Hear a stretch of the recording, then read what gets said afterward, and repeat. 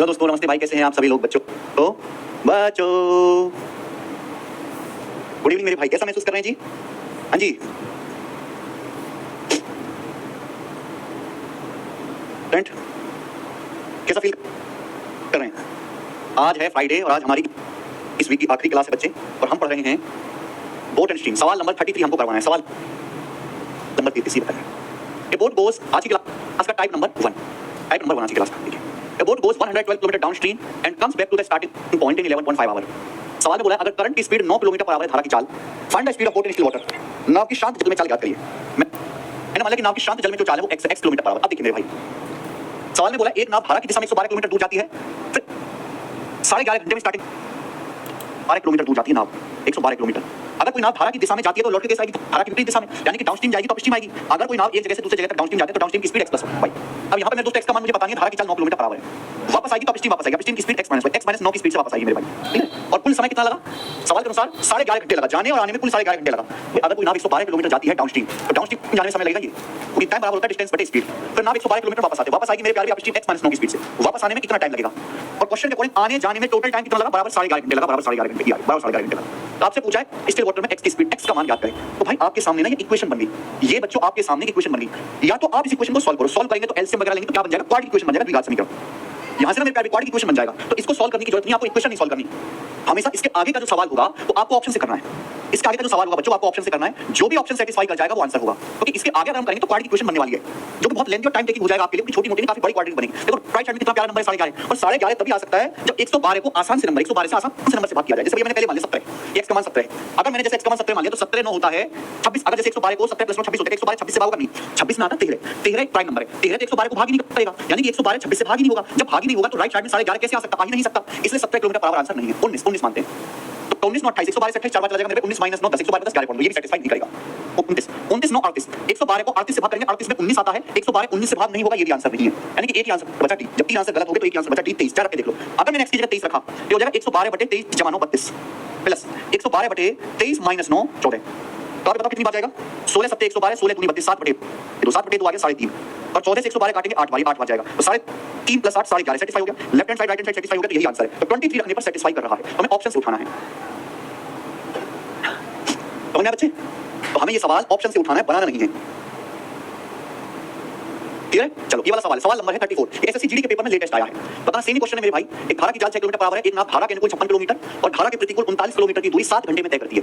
पूछा स्थिर जल में नाव की चाल किलोमीटर पर आवर में ज्ञात करें। थोड़ा सा हटके सवाल, थोड़ा सा चेंज है, कोई प्रॉब्लम नहीं। मैंने मान लिया कि नाव की स्थिर जल में चाल जो है बोट की स्टिल वाटर की स्पीड है x किलोमीटर पर आवर, इसका मान निकालना है। भाई एक नाव 56 किलोमीटर डाउनस्ट्रीम जाती है और 39 किलोमीटर अपस्ट्रीम जाती है, कुल 7 घंटे लगता है। डाउनस्ट्रीम जाने में कितना टाइम लगेगा? टाइम बराबर होता है डिस्टेंस बटे स्पीड, बट डाउनस्ट्रीम की स्पीड होती है x + y। यहां पे करंट की स्पीड से 6 रखा है, x + y का मान यहां पे 6 रखा है। अपस्ट्रीम की स्पीड क्या है मेरे भाई? x - y, x - 6। तो 39 किलोमीटर अपस्ट्रीम जाने में कितना टाइम लगा? 56 किलोमीटर डाउनस्ट्रीम जाने में कितना समय लगा? टोटल समय कितना लगा? 7 घंटे। कुल दूरी तय करने में 7 घंटे लगा, इक्वल टू 7 से बना गया। आपके सामने फिर से ये इक्वेशन बन गई। अब इस इक्वेशन को सॉल्व करना तो अपने जो है सर थोड़े जैसा आएगी, क्वाड्रेटिक इक्वेशन बनेगी वो काफी लंबी चौड़ी, तो हम इसको ऑप्शन से बनाएंगे बेटा। जो ऑप्शन सेट हो वो आंसर है। इसमें 22 मान लिया, पहला 22, तो 22 से 28 56 बटे 28 2 हो गया, 22 - 6 कितना आएगा मेरे भाई? 16 39, तो 16 से नहीं जाएगा, ये आंसर नहीं है। 15 15 6 21, 15 - 6 9, 15 हो सकता है भाई, है ना? क्योंकि अगर मैं जैसे 7 मानता हूं, 7 नीचे प्राइम बना, अगर मैं जैसे 7 माना तो 7 6 13 56, तो 13 से भाग ही नहीं होगा। इसमें 13 मान लिया, 13 + 6 19, राइट हैंड को क्या नंबर है? 7। अगर मैं 13 माना, 13 + 6 19, 56 19 से भाग होता है? नहीं होता। अगर मैंने x का मान 13 माना तो 13 + 6 19, 56 19 प्राइम नंबर भाग नहीं होगा। जब 56 19 से भाग नहीं होगा तो 7 नहीं आ सकता, यानी कि आंसर हो सकता है 15। अब देखो अगर मैं x 15 रखता हूं तो 15 6 21 आ जाएगा, 56 बटे 21 कट तो रहा है थोड़ा। अभी 15 - 6 9, 39 बटे 9, ये कितनी बार कट गया? 7 से कट गया, 7 8 56 7 21, 39 बटे 9 किससे कट गया? 3 से कट गया, 39 13 बार 9 3 बार 13 8 21 बटे 3 आ गया, यानी कि 7। तो 7 सेटिस्फाई करेगा, left hand side right hand side बराबर है, 7 सेटिस्फाई करेगा, x बराबर 15 पे सेट हुआ, ये आंसर है। तो मैं ऑप्शन से ही करना है। समझ में आ गया? मजा है बच्चे? मुश्किल तो नहीं लगा ये टाइप? चलिए बच्चों एक और करेंगे, ये बताओ, एक और बताइए। सवाल है in stream running at 3 kilometre per hour a motor boat goes 12 kilometre upstream and back to the starting point in 60 minute. Find the speed of motor boat in still water. शांत जल में मोटर बोट की speed बताओ। मान लिया शांत जल में मोटर बोट की स्पीड है x। एक नदी है मेरे भाई जो 3 किलोमीटर पर आवर की स्पीड से बह रही है। सवाल में कहा गया है कि एक मोटर बोट 12 किलोमीटर अपस्ट्रीम जाती है, एक मोटर बोट 12 किलोमीटर अपस्ट्रीम जाती है और स्टार्टिंग पॉइंट पर वापस आती है 60 मिनट में। 60 मिनट का मतलब क्या? 1 घंटा, 1 आवर। तो मोटर बोट की स्टिल वाटर में स्पीड क्या है? एक बार बताओ। अगर कोई नाव 12 किलोमीटर अपस्ट्रीम जाती है तो अपस्ट्रीम जाने में कितना टाइम लगेगा? अपस्ट्रीम की स्पीड x - y, y का मान यहां पे 3 दिया हुआ है। फिर 12 किलोमीटर वापस आती है। अगर 12 किलोमीटर अपस्ट्रीम जाएगी तो वापस कैसे आएगी? 12 किलोमीटर डाउनस्ट्रीम आएगी। डाउनस्ट्रीम वापस आने में कितना समय लगेगा? डाउनस्ट्रीम की स्पीड x + 3, और नाव को 12 किलोमीटर अपस्ट्रीम जाना, फिर 12 किलोमीटर अपस्ट्रीम आना, आने जाने में कुल 60 मिनट लगा। 60 मिनट होता है 1 घंटा, 1 आवर होता है। ये 1 आ गया। अब प्यारे बच्चे यहाँ पे हम एलसीएम लेंगे x minus 3 x plus 3 LCM लेंगे इनका x square minus 9 a minus b a plus b a square minus b square x square minus 9, क्योंकि यहाँ ना ऑप्शन ऐसे है इरेशनल ऑप्शन है, इस सवाल के ऑप्शन इरेशनल है, तो अगर आप ऑप्शन से चेक करने बैठेंगे तो सारा टाइम चेक करते निकल जाएगा, जो कि सवाल के ऑप्शन इतने गंदे गंदे हैं कि आपको सॉल्व कर लेना चाहिए रादर देन ऑप्शन पुट करने के। तो हर जगह एक टेक्निक काम नहीं आती, सवाल के हिसाब से अपना तरीका बदलना पड़ेगा, सॉल्व करने की समझदारी, क्योंकि ऑप्शन इतने बेकार है। इनका एलसीएम लेंगे तो इनकी a minus b plus b square minus b square, ये यहाँ चला जाएगा, यहाँ चला जाएगा, बाय कॉमन ब्रैकेट में x plus 3 x minus 3 x plus 3 x minus 3 जोड़ेंगे तो x आएगा बराबर 1, बराबर आ जाएगा जी 1, ठीक है, इसकी मल्टीप्लाई हो जाएगी तो x स्क्वायर माइनस 9 बराबर 24x, x स्क्वायर माइनस 9 बराबर 12 दूनी 24x, 24x इधर आएगा तो x square minus 24x minus 9 जाएगा राइट हैंड में बराबर 9 आया, क्लियर? आप बोलोगे यस। अब बताओ बच्चे क्या करना है मेरे भाई, मुझे बताओ, ये 24 है तो x स्क्वायर माइनस 24 मतलब क्या होता है 2 गुना 12, अब यहाँ अलजेब्रा का कांसेप्ट लगेगा, परफेक्ट स्क्वायर बना लेते हैं, आपने फॉर्मूला पढ़ा है ना a square minus 2ab plus b square, perfect square होता है, अगर मैं दोनों तरफ 12 का स्क्वायर जोड़ लूं, अगर मैं लेफ्ट साइड में राइट साइड में 12 का स्क्वायर जोड़ लूं मेरे प्यारे भाई, तो परफेक्ट स्क्वायर बन जाएगा बच्चे। यहाँ अलजेब्रा लगा लेते हैं, पार्ट की क्वेश्चन से ज्यादा बेटर रहेगा, ये क्या बन गया x square minus 24x plus 12 का होल स्क्वायर, ये x माइनस 12 का होल स्क्वायर बन गया, x माइनस 12 का होल स्क्वायर बराबर है a square minus 2ab plus b square बन गया ना, 12 का स्क्वायर 124 में 153 होता है, 17 9 153 17 9 सा अंडर रूट लेंगे तो x माइनस 12 बराबर आएगा, भी अंडर रूट लेंगे, ये 9 9 का अंडर 3 आ जाएगा, 17 का रूट 17 3 रूट 17 माइनस 12 चला जाएगा राइट हैंड में, तो x बराबर 12 प्लस 3 रूट 17, 12 प्लस 3 रूट 17, यही सवाल का आंसर है, 12 प्लस 3 रूट 17, कौन सा ऑप्शन है? ये नहीं है, 3 12 प्लस 3 रूट 17 आंसर है भाई, ऑप्शन नंबर सी करेक्ट है, तो इस सवाल का सी ऑप्शन करेक्ट है, समझ रहे हैं? तो यहाँ कैलकुलेशन ज्यादा है। रेलवे मैथ बुक बताओ सर प्रैक्टिस के लिए, रेलवे मैथ बुक क्या नाम? सोनू, अरे सोनू, ये रेलवे मैथ बुक है, railway complete mathematics practice book, railway mathematics complete practice book, RBD publication की, आरबीडी पब्लिकेशन की, इसमें प्रीवियस के मेरे प्यारे 4000 क्वेश्चन है रेलवे के, ये लगाने आपको, बाकी जो भी रेलवे के लेटेस्ट क्वेश्चन है वो मैंने YouTube पे सॉल्व कराए। नंदोली करे सर बेसिक से बताओ प्लीज, समझ नहीं आया, ये बेटा यही बेसिक से है, नंदोली यही बेसिक से है, समझ में नहीं आएगा क्योंकि आपको अलजेब्रा नहीं आता, इससे आगे सवाल बोर्ड ठीक नहीं है, अलजेब्रा का है, कि आगे अलजेब्रा का क्वेश्चन है, आपको अलजेब्रा नहीं आता है तो ये नहीं सॉल्व कर पाओगे आप। यहाँ से आगे सॉल्व करने के दो रास्ते, या तो आप क्वाड्रेटिक इक्वेशन का फॉर्मूला लगाओ, सीधा चार फॉर्मूला लगाओ, या फिर आप परफेक्ट स्क्वायर बना लो। अभी x स्क्वायर माइनस 24x है, फॉर्मूला क्या होता है a square minus 2ab plus b square, अगर मैं दोनों तरफ 12 का स्क्वायर जोड़ देता हूं तो ये परफेक्ट स्क्वायर बन गया, अलजेब्रा का कांसेप्ट x प्लस 12 का होल स्क्वायर बराबर 144 143 144 में 153 ना, ये उधर चला जाएगा, x का मान आ गया। क्वाड्रेटिक इक्वेशन समझ नहीं आता, क्वाड्रेटिक इक्वेशन समझ 4 घंटे की क्लास लूंगा मैं, तब समझना। आगे चलते हैं, अगला सवाल, अगला क्वेश्चन ये बताइए मेरे भाई, 10 स्थिर जल में किसी मोटर बोट की स्पीड 20 किलोमीटर पर आवर है, शांत जल में एक मोटर बोट की स्पीड x का मान 20 किलोमीटर पर आवर, x का मान दिया है, यह धारा की दिशा में 150 किलोमीटर की दूरी तय करती है, फिर शुरुआती बिंदु पर वापस आती है, यानी कि एक नाव 150 किलोमीटर जाती है धारा की दिशा में, नाव 150 किलोमीटर धारा की दिशा में जाती है, फिर लौट के वापस आती है, राउंड ट्रिप में टोटल 16 घंटे का समय लगता है, राउंड ट्रिप में 16 घंटे का समय लगता है। तो आपसे पूछा स्पीड ऑफ फ्लो रिवर, नदी के प्रवाह की चाल बताओ, करंट की चाल बताओ, करंट की स्पीड आपसे पूछा, यानी कि इस बार y का मान पूछा है। भाई एक नाव 150 किलोमीटर डाउनस्ट्रीम जाती है, फिर 150 किलोमीटर अपस्ट्रीम वापस आती है, यही है डाउनस्ट्रीम जाने में कितना समय लगेगा, डाउनस्ट्रीम की speed x plus y, x का मान यहाँ पे 20 दिया, 20 प्लस y, फिर वापस 150 किलोमीटर आती है तो अपस्ट्रीम वापस आएगी, अपस्ट्रीम की speed x minus y, x का मान 20 है। आने जाने में कुल कितना समय लगा, राउंड ट्रिप का मतलब 150 किलोमीटर तक जाना फिर लौट के आना, तो आने प्लस जाने में कुल समय लगा 16 घंटे बराबर 16, तो ये इक्वेशन बन गई। बस फर्क ये है कि इस बार यहाँ पे y पूछा गया, y का मान। तो आप मुझे बताइए मेरे प्यारे बच्चे कि यहाँ से अगर मुझे सॉल्व करना है तो बेसिक आपको पता है कि आप इनका एलसीएम वगैरह लेंगे, आंसर आ जाएगा, जल्दी आ जाएगा, वरना ऑप्शन से चेक कर लो, वरना ऑप्शन से चेक कर लो जो सेटिस्फाई करे वो आंसर। पहला ऑप्शन y की जगह 6 रखोगे 20 से 26, 150 से भाग नहीं होता, y की जगह 4 रखोगे तो 124 से भाग नहीं होता है, 120 बचता 21 से भाग नहीं होता, फिर राइट हैंड में क्या नंबर है 16, 8 रखोगे 20 8 28, 128 से भाग नहीं होता, गलत, यानी कि एक ही आंसर है 5। अगर मैं y की जगह 5 रखता हूं 5 तो हो जाएगा 150 बटे 20 और 5 25, वही हो जाएगा 150 बटे 20 माइनस 5 15, तो 150 बटे 25 6 आ गया, 150 बटे 15 10 आ गया, 6 10 16 सेटिस्फाई हो गया, ये सेटिस्फाई हो गया, ये आंसर है 5 रखने पर सेटिस्फाई हो रहा है, इतनी बढ़िया बात है। आगे चलेंगे, इस टाइप का लास्ट क्वेश्चन बताओ बच्चों, इस टाइप का लास्ट क्वेश्चन थोड़ा सा फर्क है इसमें, करके बताना जी।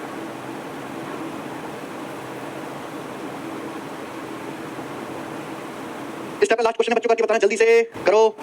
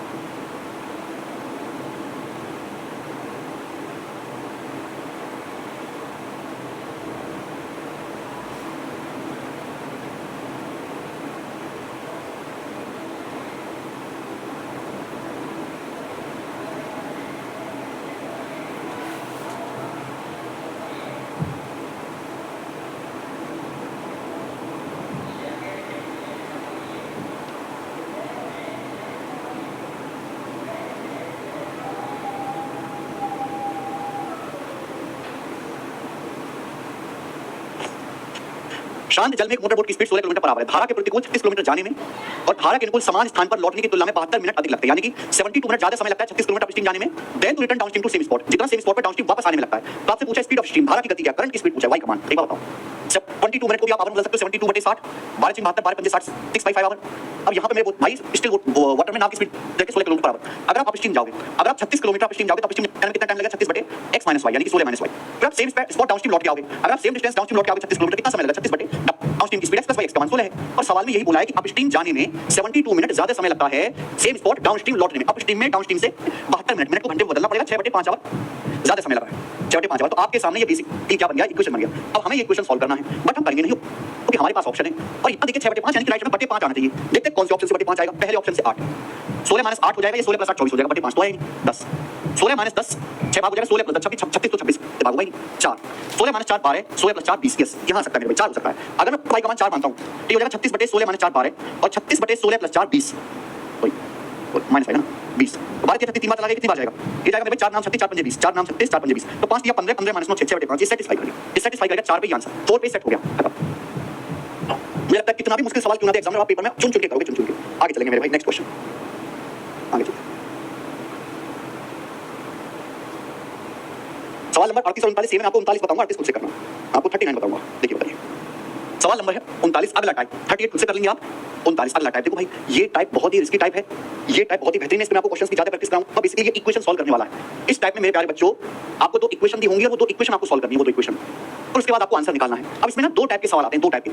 जैसे मेरे प्यारे भाई एक होता है इजी डाटा वाले सवाल, जिनमें इक्वेशन सॉल्व करने की जरूरत नहीं पड़ती है, जिनमें इक्वेशन सॉल्व करने की जरूरत नहीं पड़ती है, आप उन्हें ऑप्शन से कर सकते हो, उनमें इक्वेशन सॉल्व करने की जरूरत नहीं पड़ती है, सीधा ऑप्शन से ही कर सकते हो। जैसे कि ये सवाल देखिए, सवाल में बोला है, सवाल में क्या बोला है, एक आदमी को 39 किलोमीटर की दूरी धारा के विपरीत दिशा में और 116 किलोमीटर की दूरी धारा की दिशा में तय करने में कुल 7 घंटे का समय लगता है, 7 घंटे। ये एक इक्वेशन होगी। दूसरी इक्वेशन, और उसे 65 किलोमीटर की दूरी धारा के विपरीत दिशा में और 87 किलोमीटर धारा की दिशा में तय करने में कुल 8 घंटे का समय लगता है। सेकंड इक्वेशन हो गई। Speed of boat in still water, शांत जल में नाव की चाल, ये पहली वैरायटी है जिसमें आसान डाटा लगता है।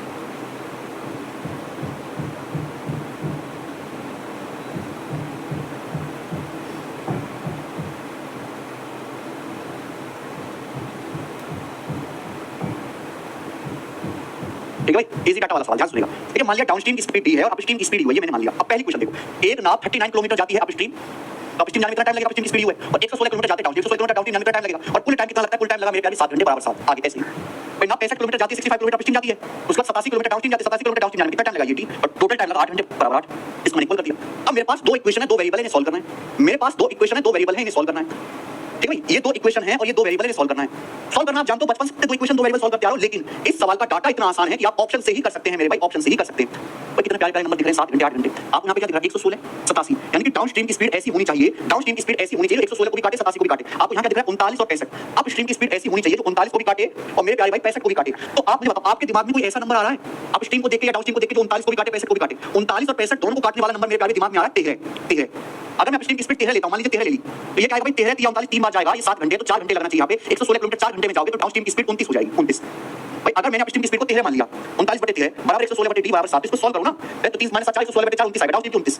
क्या दूसरी क्वेश्चन सेटिस्फाई हो गया? अगर अपस्ट्रीम 13 मानते 13 पंजे 65, डाउनस्ट्रीम की स्पीड 29 मानते 29 के 87, 5 5 और 3 8 सेटिस्फाई हो गया, यानी कि 13 और 29 रखने पर सेटिस्फाई होगा ऐसा नंबर जो 39 को भी काटे 65 को भी काटे। ऐसा आसान सा नंबर 13 है, ऐसा आसान सा नंबर 13 है। ऐसा नंबर जो 116 को भी काटे 87 को भी काटे, ऐसा आसान सा नंबर 29 है मेरे प्यारे भाई, 29। अरे दोनों को सेटिस्फाई कर रहा है, तो मुझे सॉल्व करने की जरूरत ही नहीं पड़ी, हमें भगवान ने बुद्धि दिया, मैंने केवल बुद्धि से छोड़ जो सोच लिया। ठीक है बच्चे, तो डाउनस्ट्रीम की स्पीड 29 आ गया, अपस्ट्रीम की स्पीड 13 है। बोला शांत जल में नाव की चाल, शांत जल में नाव की चाल आएगा मेरे भाई d + u/2, 29 + 13 42/2, यानी कि 21 इस सवाल का आंसर आ गया 21 किलोमीटर पर आवर। कर लेंगे, ऑप्शन नंबर 1 करेक्ट है भाई। समझ में आया? अब जिस बच्चे को पहाड़ी याद नहीं है वो सोच नहीं पाएगा ऐसा आसान सा नंबर। देखो कितने प्यारे नंबर दिख रहे हैं राइट साइड में 7 और 8। ऐसा आसान सा नंबर ढूंढो जो 116 को भी काटे 87 को काटे 29 आता है। ऐसा नंबर आसान सा जो 39 को भी काटे 65 को भी काटे 13 आता है 13। तो ये मेरे दिमाग ने सोचा, आपका दिमाग नहीं सोच पाता इतना जल्दी, इस सवाल को स्किप कर दीजिए मेरे भाई, छोड़ दीजिए कि पेपर में सॉल्व नहीं हो पाएगा, बहुत टाइम लग जाएगा। यार कैसे सड़े हुए आदमी, तो धरती का बोझ ही पैदा हो गया, तो धरती का बोझ ही निकल गए हैं। भाई इतनी बुद्धि नहीं है। राइट साइड में बहुत इजी नंबर है, तभी आएगा जब यहाँ 39/u हो रहा है 65/u। अपस्ट्रीम की स्पीड ऐसी होनी चाहिए जो 39 को भी काटे 65 को, 39 65 दोनों को काटने वाला आसान सा नंबर 13 होता है 13। तो मैं 13 मान लिया मेरे भाई। अगर अपस्ट्रीम की स्पीड 13 मानता हूं तो डाउनस्ट्रीम की स्पीड 29 आ रही है। दूसरी क्वेश्चन भी सेट हो रहा है कि 13 65 29 87 5 3 8। जब दोनों क्वेश्चन सेट हो गई तो आंसर आ गया। ठीक है भाई, ये इजी डाटा वाला सवाल है मेरे भाई, इजी डाटा वाला। ये वाला भी चलो कर दो आप, मुझे आपका भरोसा नहीं है क्योंकि ये वाला कर दो जरा। एमटीएस 2023 के पेपर का सवाल है, एमटीएस 2023 के पेपर का सवाल। 2 तरीके के क्वेश्चन आते हैं, एक इजी डाटा वाले सवाल जो केवल सोचने से हो जाते हैं, और एक जिनमें इजी डाटा नहीं है जिनको आपको सॉल्व करना पड़ता है, वो भी सिखाऊंगा। 3 वैरायटी के सवाल बनते हैं इस टाइप में, 3 वैरायटी। पहली वैरायटी जब इजी डाटा लगता है, देखिए एक मोटर बोट ट्रैवल कर रही है कुछ स्पीड से 28 किलोमीटर अपस्ट्रीम, 40 किलोमीटर डाउनस्ट्रीम जाने में 11 घंटे लगते हैं। सेम स्पीड से 30 किलोमीटर डाउनस्ट्रीम और 16 किलोमीटर अपस्ट्रीम जाने में 7 घंटे लगते हैं। आपसे पूछा स्पीड अपस्ट्रीम बताओ, बहुत बढ़िया। देखो सवाल में बोला है, अब पूरा लिखने की जरूरत नहीं है, यहाँ अपस्ट्रीम यहाँ डाउनस्ट्रीम। पहली क्वेश्चन पढ़ो। इस सवाल में दो इक्वेशन दी हुई है, एक इक्वेशन मेरे भाई ये हो गई, इस टाइप के सवाल में दो इक्वेशन होती है, एक इक्वेशन ये हो गई और दूसरी इक्वेशन ये हो गई, सेकंड इक्वेशन ये हो गई। इन दोनों इक्वेशन को सॉल्व करना है। अब आसान डाटा है तो हम गैस कर लेंगे, आसान डाटा नहीं है तो सॉल्व कर लेंगे। सॉल्व करना भी सिखाऊंगा, लेकिन इस सवाल में नहीं करना।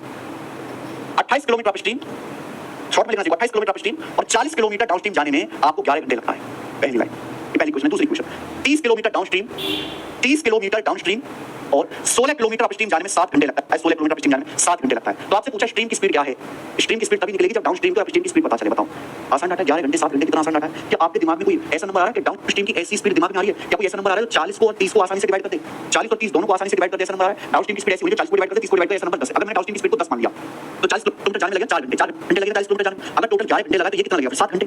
यानी कि अगर 28 किलोमीटर अपस्ट्रीम जाओ 7 घंटे में तो अपस्ट्रीम की स्पीड क्या आ जाएगी? 4 आ जाएगी। अगर आप 28 किलोमीटर अपस्ट्रीम 7 घंटे में जाते हैं तो अपस्ट्रीम की स्पीड 4 आ जाएगी। ये पहली क्वेश्चन है। दूसरी क्वेश्चन को सेटिस्फाई करना है। अगर अपस्ट्रीम की स्पीड 4 है तो 16 किलोमीटर जाने में अपस्ट्रीम 4 घंटे लगेगा।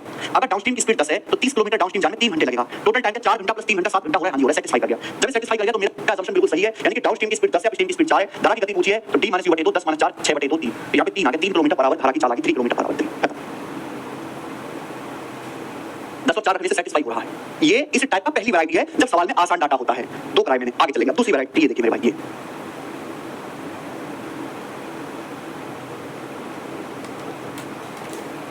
चलिए सवाल नंबर 40 है और इसके आगे जो है आपका सवाल है आपका 41 में। ना मुश्किल वाला बताऊंगा, आसान वाला तो आप खुद ही कर लेंगे, आसान वाला तो खुद ही कर लेंगे। 41 में मुश्किल वाला बता रहा हूं। यहाँ का मेरे भाई वैरायटी नंबर 2, इस टाइप पे सेकंड वैरायटी के सवाल सेम है, टाइप सेम है, लेकिन हमारा मेथड अलग होगा करने का, मेथड अलग होगा। सवाल के डाटा को देखकर हमारे करने का मेथड बदल जाएगा। ये मुश्किल डाटा का सवाल, सवाल नंबर 41 बताओ जी। एक नाव 30 किलोमीटर डाउनस्ट्रीम 24 किलोमीटर अपस्ट्रीम जाती है 2 घंटे 27 मिनट में। Also 10 kilometre downstream 4 kilometre upstream जाती है 37 मिनट में। देखो कितना गंदा टाइम है, 37 मिनट। तो आपसे पूछा अपस्ट्रीम की स्पीड क्या है? अपस्ट्रीम की स्पीड बहुत बढ़िया, यहां लिख रहे हैं डाउनस्ट्रीम, यहां लिख रहे हैं अपस्ट्रीम। पहले बढ़िया, एक नाव 30 किलोमीटर डाउनस्ट्रीम, एक नाव 30 किलोमीटर डाउनस्ट्रीम और 24 किलोमीटर अपस्ट्रीम जाती है कितने समय में? 2 घंटे 27 मिनट। 2 घंटे 27 मिनट क्या होता है? 2 घंटा मतलब 1 घंटा 60 मिनट, 60 दूनी 120 और 27 147 मिनट, 147 मिनट, 147 मिनट। ये आ गया पहली क्वेश्चन। दूसरी क्वेश्चन क्या बोली है? यह 37 मिनट में 10 किलोमीटर अपस्ट्रीम और 10 किलोमीटर डाउनस्ट्रीम और 4 किलोमीटर अपस्ट्रीम जाती है। 10 किलोमीटर डाउनस्ट्रीम और 4 किलोमीटर अपस्ट्रीम जाती है 37 मिनट में। कितने मिनट में भाई? 37 मिनट में, 37 मिनट में। 10 किलोमीटर डाउनस्ट्रीम 4 किलोमीटर अपस्ट्रीम जाती है 37 मिनट में। ये पहली क्वेश्चन। दूसरी क्वेश्चन पूछा है नाव के बहाव की विपरीत दिशा में, नाव के बहाव की विपरीत दिशा में गति ज्ञात कीजिए। अपस्ट्रीम की स्पीड पूछी है इस सवाल में आपसे। अपस्ट्रीम की स्पीड पूछी है, ये है मेरे स्पीड ऑफ अपस्ट्रीम। एक क्वेश्चन ये है, दूसरी क्वेश्चन है आसान। यहाँ पे गैस करना, यहाँ डाटा गैस करना आसान है। टाइम आप देख रहे हैं 147 मिनट 47 मिनट 37 मिनट। आसान से टाइम होता तो गैस कर भी पाते, यहाँ सॉल्व भी करना पड़ेगा, कोई रास्ता नहीं है। जैसे मुझे अपस्ट्रीम की स्पीड पूछे, दो इक्वेशन सॉल्व करनी आती है। जैसे आपको अपस्ट्रीम की स्पीड निकालनी तो डाउनस्ट्रीम को बराबर करके घटाओ, डाउनस्ट्रीम को बराबर करके डिलीट कर दो। अगर मुझे अपस्ट्रीम की स्पीड निकालनी है तो डाउनस्ट्रीम के डिस्टेंस को इक्वल करके घटा दो। यहाँ 30 किलोमीटर है 10 किलोमीटर है, तो इस इक्वेशन को 3 से गुणा कर दो। इस इक्वेशन को 3 से गुणा कर दो, मेरे प्यार भी घटा दीजिए, माइनस कर दीजिए, घटा दीजिए। जब घटाओगे तो ये देखिए 30 और 10 दिया 30 किलोमीटर, 30 किलोमीटर कट जाएगा 30 kilometre downstream 10 30 kilometre downstream cut जाएगा। कितना बचा? 24 किलोमीटर है और 3 12 किलोमीटर, 24 किलोमीटर 3 12 किलोमीटर, 24 और 12 का डिफरेंस 12, यानी कि 12 किलोमीटर अपस्ट्रीम जाने में कितना टाइम लगा? 12 किलोमीटर अपस्ट्रीम जाने में कितना टाइम लगा? ये देखिए 147 मिनट, यहाँ 3 की 37 में गुणा होगी, यहाँ 3 की 37 में गुणा होगी 111 मिनट, 111 मिनट। तो 147 में से 37 दिया 111 मिनट घटाएंगे तो कितना आएगा? 36 मिनट, यानी कि 12 किलोमीटर अपस्ट्रीम जाने में 36 मिनट लगा। 12 किलोमीटर अपस्ट्रीम जाने में 36 मिनट लगा मेरे भाई। ये तो घट जाएगा 30 घट जाएगा 3 12, 24 kilometre minus 12 kilometre, 12 kilometre upstream जाने में कितना समय लगा? 37 111, 147 में से 111 घटाएंगे 36 मिनट, 147 में से 111 घटाएंगे 36 मिनट, यानी कि 12 किलोमीटर अपस्ट्रीम जाने में 36 मिनट लगा। देखो स्पीड क्या होता है? 60 मिनट या 1 घंटे में चलेगी दूरी को स्पीड कहते हैं। अगर 36 मिनट में 12 किलोमीटर जा रहे हो अपस्ट्रीम तो 60 मिनट में कितना जाओगे? 3 36/3 12 होता है। 60 मिनट में कितना जाओगे? 3 20, यानी कि अपस्ट्रीम की स्पीड 20 किलोमीटर पर आवर आ गई। आंसर है। जिन कथों को नहीं समझ आया है, इतनी गहरी बात समझ में आती है, बेकार है। 12 किलोमीटर अपस्ट्रीम जाते हैं 36 मिनट में, 36 मिनट को आवर में लिख लेंगे तो 36 को आवर में लिखेंगे 36/60 3/5 आवर, तो 3 4 12 4 5 20 आ गया। आंसर है।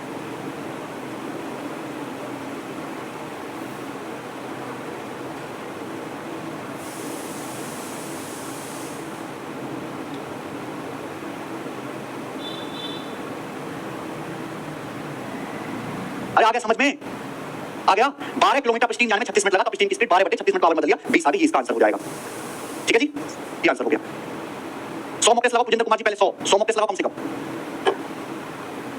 आ गया। अगर सपोज आपसे सवाल में एक्स का मान पूछता कि बोट की स्टिल वाटर में स्पीड क्या है, सपोज एक्स का मान पूछता तो डाउनस्ट्रीम की स्पीड निकालनी पड़ती है, अपस्ट्रीम की स्पीड 20 आ गई। डाउनस्ट्रीम की स्पीड निकाल सकते हो बेटा यहां से। देखो चाहे पहली क्वेश्चन से सॉल्व कर लो या दूसरी से, जब पहली से सॉल्व करो या दूसरी से, दोनों से आ जाएगा। 12 किलोमीटर अपस्ट्रीम जाने में 36 मिनट लगता है, मैं पहले से सॉल्व कर लेता हूं। तो 24 किलोमीटर अपस्ट्रीम जाने में कितना समय लगेगा? अगर 12 किलोमीटर अपस्ट्रीम जाने में 36 मिनट लगता है तो 24 किलोमीटर जाने में कितना लगेगा? 72 मिनट, 72 मिनट लगेगा 24 किलोमीटर अपस्ट्रीम जाने में, जबकि यहां इन दोनों में टोटल 147 मिनट लगता है। तो 147 में से 72 घटाएंगे 75 मिनट, यानी कि 30 किलोमीटर डाउनस्ट्रीम जाने में 75 मिनट लगता है। 30 किलोमीटर डाउनस्ट्रीम जाने में, तो 30 किलोमीटर डाउनस्ट्रीम जाने में 75 मिनट लगता है मेरे भाई। मिनट को घंटे बदलेंगे तो 75/60 आ जाएगा।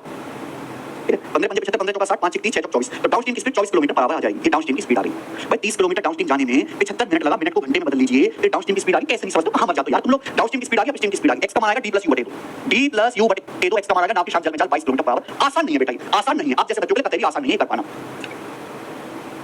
ठीक है जी।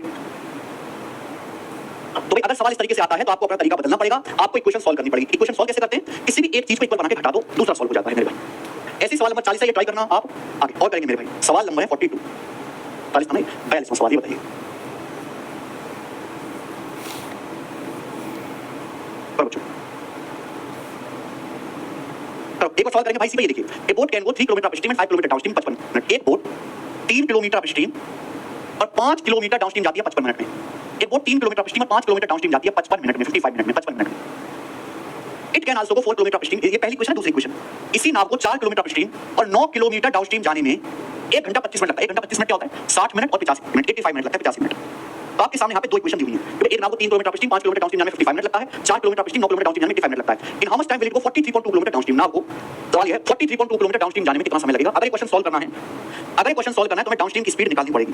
अगर डाउनस्ट्रीम की स्पीड निकालनी पड़ेगी तो भैया अपस्ट्रीम को गायब करो, अपस्ट्रीम की डिस्टेंस को इक्वल करके घटा दो। अपस्ट्रीम जा रहे 3 किलोमीटर या 4 किलोमीटर, तो 3 और 4 को बराबर कर दीजिए। 3 4 को बराबर करने के एलसीएम 12, ऊपर 4 से गुणा, नीचे 3 से गुणा, ऊपर 4 से गुणा, नीचे 3 से गुणा, घटा दो और इनको घटा दो मेरे भाई, हो जाएगा सॉल्व, अपने आप सॉल्व हो जाएगा। 4 के 12 किलोमीटर, 3 12 किलोमीटर अपस्ट्रीम कट गया। देखिए डाउनस्ट्रीम 4 पंजे 20, 3 नाम 27, 4 पंजे 20 किलोमीटर डाउनस्ट्रीम, 3 नाम 27, तो 20 और 27 का डिफरेंस आएगा 7 किलोमीटर। यानी कि 7 किलोमीटर डाउनस्ट्रीम जाने में कितना समय लगा?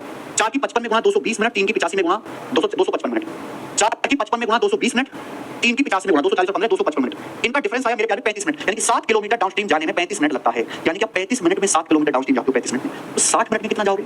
60 मिनट का मतलब होता है 1 घंटा, और 1 घंटे में चलेगी दूरी को स्पीड कहते हैं। 35 को 5 से भाग दिया 7 आ गया, 60 को 5 से भाग दिया 12 किलोमीटर आ गया। यानी कि आप 60 मिनट में 12 किलोमीटर डाउनस्ट्रीम जाते हो, तो डाउनस्ट्रीम की स्पीड आ गई 12 किलोमीटर पर आवर। ऐसे सोचा जाता है मेरे भाई, ऐसे सोचा जाता है। ये डाउनस्ट्रीम की स्पीड आ गई। सवाल में पूछा है कितना टाइम लगेगा 43.2 किलोमीटर डाउनस्ट्रीम जाने में? आप डाउनस्ट्रीम जाओगे मेरे भाई 43.2 किलोमीटर डाउनस्ट्रीम जाओगे 12 किलोमीटर पर आवर की चाल से, कितना समय लगेगा? 12 या 36 7 12 मात्रा 3.6 आवर लगेगा। और ये आंसर है ऑप्शन नंबर सी का।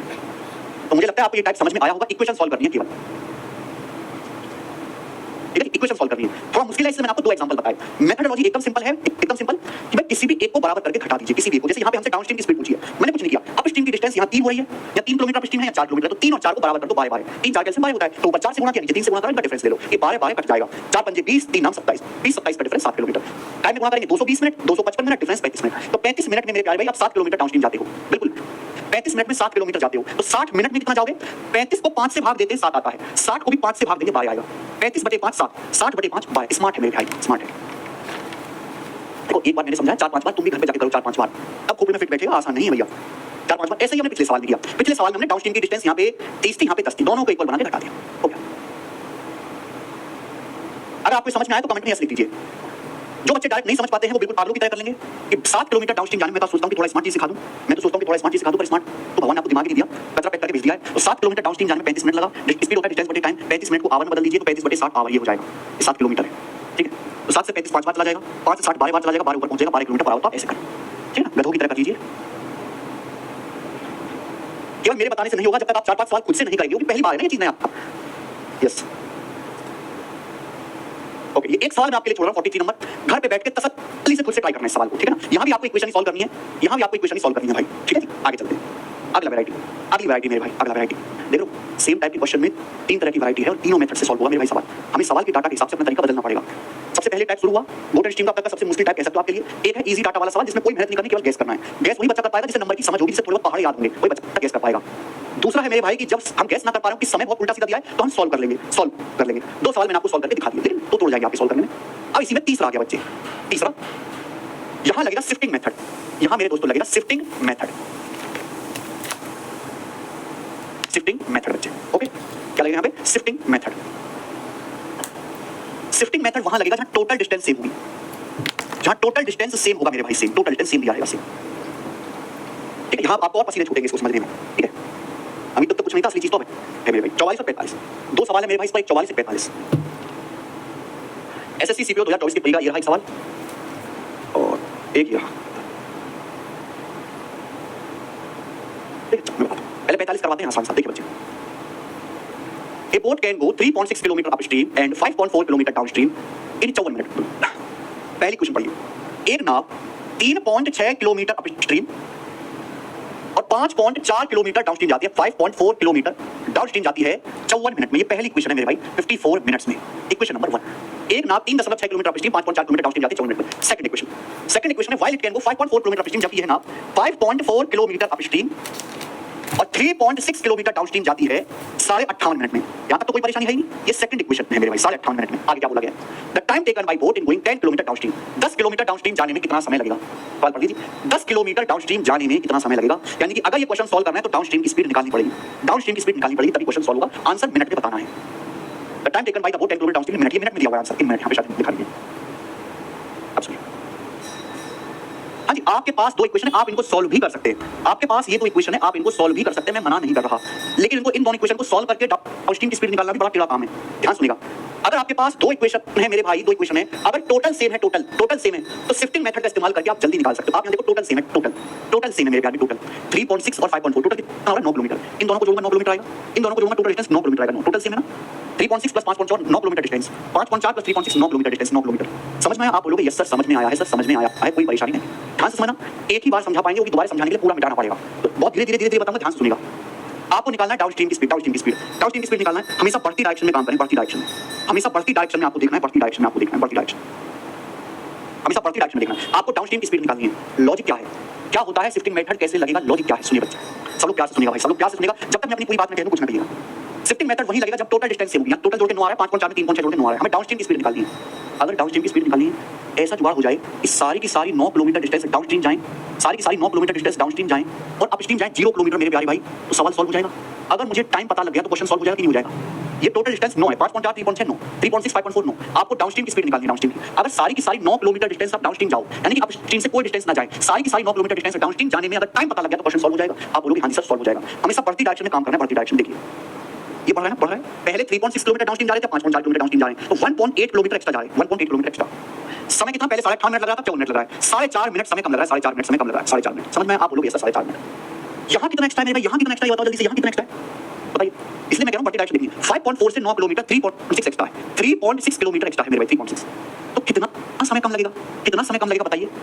18 का दुगना 36 होता है, 1.8 का दुगना 3.6। देखते रहिएगा बेटा, प्लीज देखते रहिएगा, क्योंकि एक ही बार लिखा जाएगा। 1.8 का दुगना 3.6, 1.8 का डबल 3.6 से डबल हो रहा है। अगर आप 1.8 किलोमीटर डाउनस्ट्रीम जाना चाहते हैं, अगर आप 1.8 किलोमीटर डाउनस्ट्रीम जाते हैं तो 4.5 मिनट कम लगता है।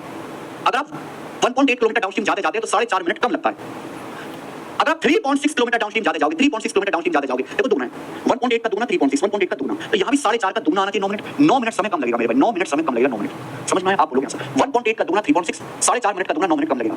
54 मिनट से 9 मिनट कम करोगे तो कितना आ जाएगा जी? 45 मिनट, यानी कि 45 मिनट लगेगा। तो मैंने ये पता लगा लिया मेरे बंधु, मैंने ये पता लगा लिया कि अगर आप सारी की सारी 9 किलोमीटर डिस्टेंस, अगर आप सारी की सारी 9 किलोमीटर डिस्टेंस डाउनस्ट्रीम जाओगे तो 45 मिनट लगेगा। 9 किलोमीटर डिस्टेंस डाउनस्ट्रीम जाने में आपको 45 मिनट लगेगा। 9 kilometre distance, 9 kilometre distance downstream जाने में 45 मिनट लगेगा, 5 गुना। तो 10 किलोमीटर डिस्टेंस डाउनस्ट्रीम जाने में कितना समय लगेगा? 10 किलोमीटर डिस्टेंस डाउनस्ट्रीम जाने में कितना समय लगेगा? 5 गुना 50 मिनट। तो 10 किलोमीटर डिस्टेंस डाउनस्ट्रीम जाने में आपको 50 मिनट लगेगा, और यही आंसर भी आ गया, बी ऑप्शन। इसे बोलते हैं शिफ्टिंग मेथड।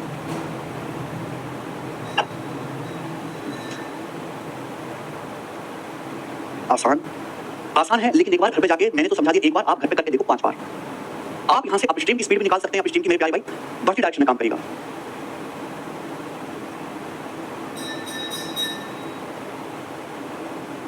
समझ में आया है? प्लीज घर पे जाके दोबारा से देखिएगा।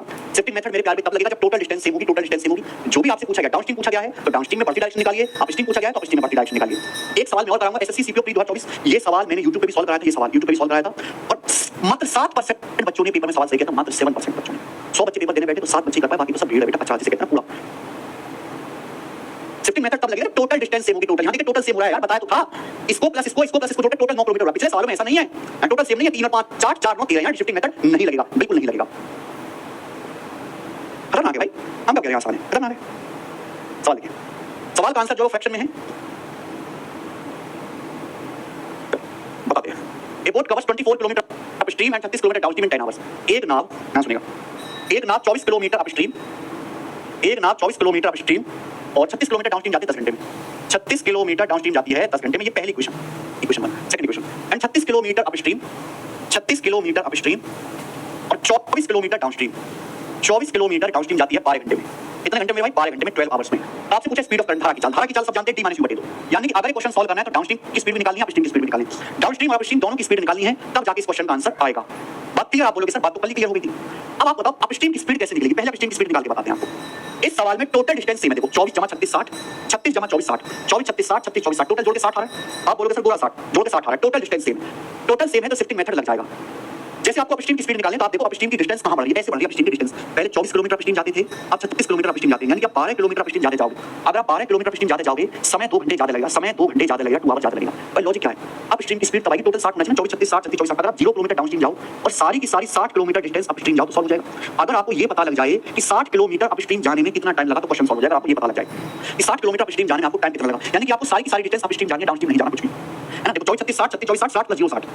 जब आप 12 किलोमीटर अपस्ट्रीम जाते जाते हो तो 2 घंटे ज्यादा लगता है, 10 से 12 2 घंटे। यहाँ कितना ज्यादा होगा बेटा? 24 किलोमीटर ज्यादा। अगर आप 24 किलोमीटर अपस्ट्रीम जाते जाओगे तो कितना टाइम ज्यादा लगेगा मेरे भाई? बताओ कितना टाइम ज्यादा लगेगा? 12 का दुगना 24, 12 का दुगना 24, तो 2 घंटे का दुगना 4 घंटे, यानी कि आ जाएगा मेरे भाई 16 घंटे, 16 आवर्स। तो मैंने ये पता लगा लिया कि 60 किलोमीटर अपस्ट्रीम जाने में 16 घंटे लगता है। मैंने ये पता लगा लिया कि 60 किलोमीटर अपस्ट्रीम जाने में 16 घंटे लगता है। तो अपस्ट्रीम की स्पीड आगे 4 से काटेंगे, 15/4 किलोमीटर पर आवर अपस्ट्रीम की स्पीड आगे 15/4। मुझे लगता है बात समझ में आई होगी। बाकी डायरेक्शन देखनी है। 12 किलोमीटर अपस्ट्रीम में समय 2 घंटे ज्यादा लगा, 24 किलोमीटर अपस्ट्रीम जाते जाओगे 12 का दुगना 24, 2 का दुगना 4 घंटे, तो 16 घंटे लगेगा। 60 किलोमीटर अपस्ट्रीम जाने में 16 घंटे लगता है, तो अपस्ट्रीम की स्पीड आगे 60/16 यानी कि 15/4। ये अपस्ट्रीम की स्पीड आगे भूल जाइए, भूल जाइए। और मैं डाउनस्ट्रीम की स्पीड निकालनी है। क्या करना बेटा? डाउनस्ट्रीम की स्पीड बढ़ती डायरेक्शन देखा करो, बढ़ती डायरेक्शन हमेशा बढ़ती डायरेक्शन में देखो। डाउनस्ट्रीम कहां बढ़ रहा है? ये अगर आप 12 किलोमीटर डाउनस्ट्रीम जाते जाओगे, पहले 24 किलोमीटर जाते थे 36, 12 किलोमीटर डाउनस्ट्रीम जाते जाओगे तो समय 2 घंटे कम लगेगा, 2 आवर कम लगेगा। अगर आप 12 किलोमीटर डाउनस्ट्रीम जाते जाओगे तो समय 2 घंटे कम लगेगा, 12 घंटे से 10 घंटे 2 घंटे। डाउनस्ट्रीम की स्पीड कब आएगी? अगर आप पूरी की पूरी 60 किलोमीटर डिस्टेंस डाउनस्ट्रीम जाओ, यानी कि अपस्ट्रीम से 0 किलोमीटर जाओ तो सॉल्व हो जाएगा। 36 24 60 36 60 0 60 60। अगर आपको ये पता लग जाए कि पूरी की पूरी 60 किलोमीटर डिस्टेंस डाउनस्ट्रीम जाने में कितना टाइम लगेगा तो सॉल्व हो जाएगा। 12 किलोमीटर डाउनस्ट्रीम जाते जाओगे 2 घंटे कम लगेगा। यहाँ कितना बेटा? 24 किलोमीटर। अगर आप 24 किलोमीटर डाउनस्ट्रीम एक्स्ट्रा जाओगे तो कितना समय कम लगेगा? बताइए जल्दी से जवाब दीजिए। 12 का दुगना 24, 2 का दुगना 4 घंटे, 2 का दुगना 4 घंटे, तो 10 में से 4 घटाओ 6 घंटे आ गए, 6 घंटे आ गए। यानी कि मैंने ये पता लगा लिया कि 60 किलोमीटर डाउनस्ट्रीम जाने में 6 घंटे लगता है, 60 किलोमीटर डाउनस्ट्रीम जाने में 6 घंटे लगता है। तो डाउनस्ट्रीम की स्पीड आ गई 10। डाउनस्ट्रीम की स्पीड आ गई, अपस्ट्रीम की स्पीड आ गई। धारा की चाल पूछे t-u/2, 10 - 15/4/2 आया। तो 4 2 40 - 15 25/4 आधा 25/8 25/8 इसका आंसर है 25/8 option number C.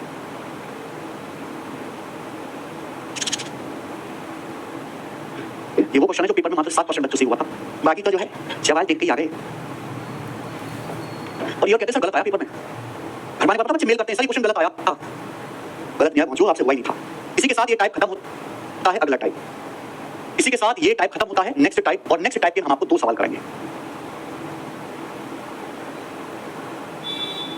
Next type के हम आपको 2 सवाल कराएंगे। आ गया ना? कितने बच्चे ऐसे जिनको ये आ गया समझ में? ना सवाल आसान है ना मेथड बहुत ज्यादा आसान है। टाइम टू टाइम रिवीजन चाहिए इसको। अगर आप टाइम से टाइम रिवीजन नहीं करेंगे तो भूल जाएंगे, ठीक है ना? क्योंकि 15/4 और 10 आपका दिमाग नहीं सोच सकता। अगला टाइप मेरे प्यारे, सवाल नंबर 46 बहुत आसान है, ये टाइप मुश्किल नहीं है। देखिए, on a river Q is the mid point between 2 points P and R on the same bank of river. भाई मेरे भाई ऐसे समझिए ये नदी है, मान लीजिए नदी है और क्यू इसका मिड पॉइंट है, P और R इस नदी के 2 किनारे हैं। देखो मेरे भाई, P और R एक नदी के 2 किनारे हैं और क्यू जो है वो इसका मिड पॉइंट है, यानी कि PQ और QR दोनों की लंबाई बराबर है, ठीक है बच्चे? Q is the mid point. एक नाव P से Q तक जाती है और वापस आती है 12 घंटे में। एक नाव P से Q तक जाती है और फिर Q से P तक वापस आती है 12 घंटे में। कितने समय? 12 आवर्स में 12 घंटे का समय लगता है इस प्रक्रिया में, 12 घंटे। आगे की कहानी, आगे क्या बोला है? And from P to R 16 hour 40 minute. नाव को P से R तक जाने में 16 घंटे 40 मिनट लगते हैं। P से R तक जाने में 16 घंटे 40 मिनट लगते हैं नाव को P से R तक जाने में, 16 आवर्स 40 मिनट P से R तक जाने में। तो आपसे पूछा है how long would it take to go from R to P। नाव को R से P तक वापस आने में कितना समय लगेगा? R से P तक वापस आने में कितना समय लगेगा? सवाल में पूछा गया, बताइए अगर नाव R से P तक वापस आती है तो कितना समय लगेगा? ये सवाल है, 2016 के मेंस का सवाल है मेरे भाई। एक नाव को P से Q, देखो P R का मिड पॉइंट है, P से Q तक जाना फिर वापस आना मेरे भाई कुल 12 घंटे लगता है। नाव को P से R तक जाने में 16 घंटे 40 मिनट लगता है। पूछा है R से P तक आने में कितना समय लगेगा? लॉजिक ये है कि नाव को जितना टाइम जाने में लगता है उतना टाइम आने में नहीं लगता है। नाव का एक जगह से दूसरी जगह तक जाने और आने का समय अलग अलग होता है। क्यों? कि अगर नाव कोई नाव डाउनस्ट्रीम जाती है धारा की दिशा में तो वापस आते समय वो ऑटोमेटिक अपस्ट्रीम हो जाएगी, अपस्ट्रीम। उल्टा भी हो सकता है कि अगर कोई नाव धारा के विपरीत दिशा में जाती है अपस्ट्रीम तो वापस आते समय डाउनस्ट्रीम हो जाएगी, वापस आते समय डाउनस्ट्रीम। समझना? तो अपस्ट्रीम की स्पीड हमेशा डाउनस्ट्रीम की स्पीड से कम होती है। तो मेरे भाई अपस्ट्रीम में और डाउनस्ट्रीम में समय अलग अलग लगेगा, ये ध्यान रखिएगा। आपसे सवाल में ये पूछा है कि R से P तक आने में कितना समय लगेगा। अच्छा मैं आपसे एक बात पूछता हूं, मैं आपसे ना एक बात पूछता हूं। एक नाव को आधी दूरी P से Q तक आधी दूरी जाना और आधी दूरी आने में 12 घंटे लगा, आधी दूरी पी क्यू क्या, पी आर का आधा ही तो है। पी क्यू क्या है भाई, पी आर का आधा ही तो है, हाफ आधा ही तो है। एक नाव को पी से क्यू तक आधी दूरी जाने में और लौट के आने में 12 घंटे लगा। कितना समय लगा? 12 घंटे, 12 घंटे लगा। अगर मैं इसी का डबल कर दूं मेरे भाई, अगर मैं आपसे पूछूं इसी नाव को पी से आर तक दूरी जाने में और लौट के आने में फिर कितना समय लगेगा? क्या 24 घंटे नहीं लग जाएगा? क्या 24 घंटे नहीं लग जाएगा मेरे भाई? अगर मैं आपसे कहूं कि नाव को पी से आर तक जाने में, नाव को पी से आर तक जाने में और फिर लौट के आने में कितना समय लग जाएगा? 24 घंटे। अगर आधी डिस्टेंस जाने में और आने में 12 घंटे लगा, आधा जाना आधा आना 12 घंटे, पूरा जाना पूरा आना, डबल जाना डबल आना, आधा जाना आधा आना 12 घंटे, डबल जाना डबल आना, तो टाइम में डबल लग जाएगा 24 घंटे। यानी कि एक नाव को पी से आर तक जाने में और लौट के आने में 24 घंटे लगता है। जबकि सवाल ये कह रहा है कि नाव को पी से आर तक जाने में 16 घंटे 40 मिनट लगा, तो लौट के आने में कितना समय लगेगा? 24 में से 16 घंटे 40 मिनट घटा दोगे, 24 में से 16 घंटे 8 घंटा 40 मिनट घटाएंगे, 7 घंटे 20 मिनट लगेगा। तो नाव को आर से पी तक आने में 7 घंटे 20 मिनट लगता है, जो कि होता है 7:1/3 आवर। आंसर 7:1/3। किसी को कोई डाउट? वेरी गुड शिवानी, प्रशांत राजपूत, विराट मिश्रा, यस गोलू कुमार, बिल्कुल डीपीएचसीएम एडब्ल्यूओ टीपीओ में ये सवाल आएगा इस लेवल का। ठीक है, आगे चलते हैं। एक और क्वेश्चन करेंगे मेरे भाई, ऐसा ही सवाल नंबर 47। ऐसा ही बस हल्का सा चेंज है मेरे भाई, हल्का सा चेंज है। 2021 सीजन प्री का सवाल है। x, y are 2 points in the river। x, y किसी नदी पर 2 बिंदु हैं। Points p and q divide the straight line x, y into 3 equal parts। p और q सीधी रेखा x, y को 3 बराबर भागों में डिवाइड करते हैं। बहुत बढ़िया मेरे भाई। x, y किसी नदी पर 2 बिंदु, भाई ये नदी है, गोरी नदी। इस नदी के 2 किनारे हैं x और y। सीधी रेखा होगी भाई, इस सीधी रेखा पर 2 बिंदु हैं p और q, 2 बिंदु हैं p और q, एक बिंदु p हो गया, एक q हो गया। सवाल में साफ साफ बोला गया है कि p और q सीधी रेखा x, y को 3 बराबर भागों में बांटते हैं, 3 बराबर भागों में बांटते हैं। एक भाग ये हो गया, एक दूसरा ये, तीसरा तीनों भाग इक्वल हैं। XP, PQ, QY तीनों भाग इक्वल है। अब सवाल में क्या बोला है? The river flow along XY, यानी कि नदी XY की दिशा में बह रही है, यानी कि X से Y तक कोई नाव चलाएंगे तो डाउनस्ट्रीम जाएगी। बहुत इंपॉर्टेंट लाइन है, ये चार शब्द बहुत इंपॉर्टेंट है। The river flows along XY, नदी X से Y की दिशा में बह रही है। अगर नदी मान ली जाए नदी है तो नदी जो है X से Y की दिशा में बह रही है।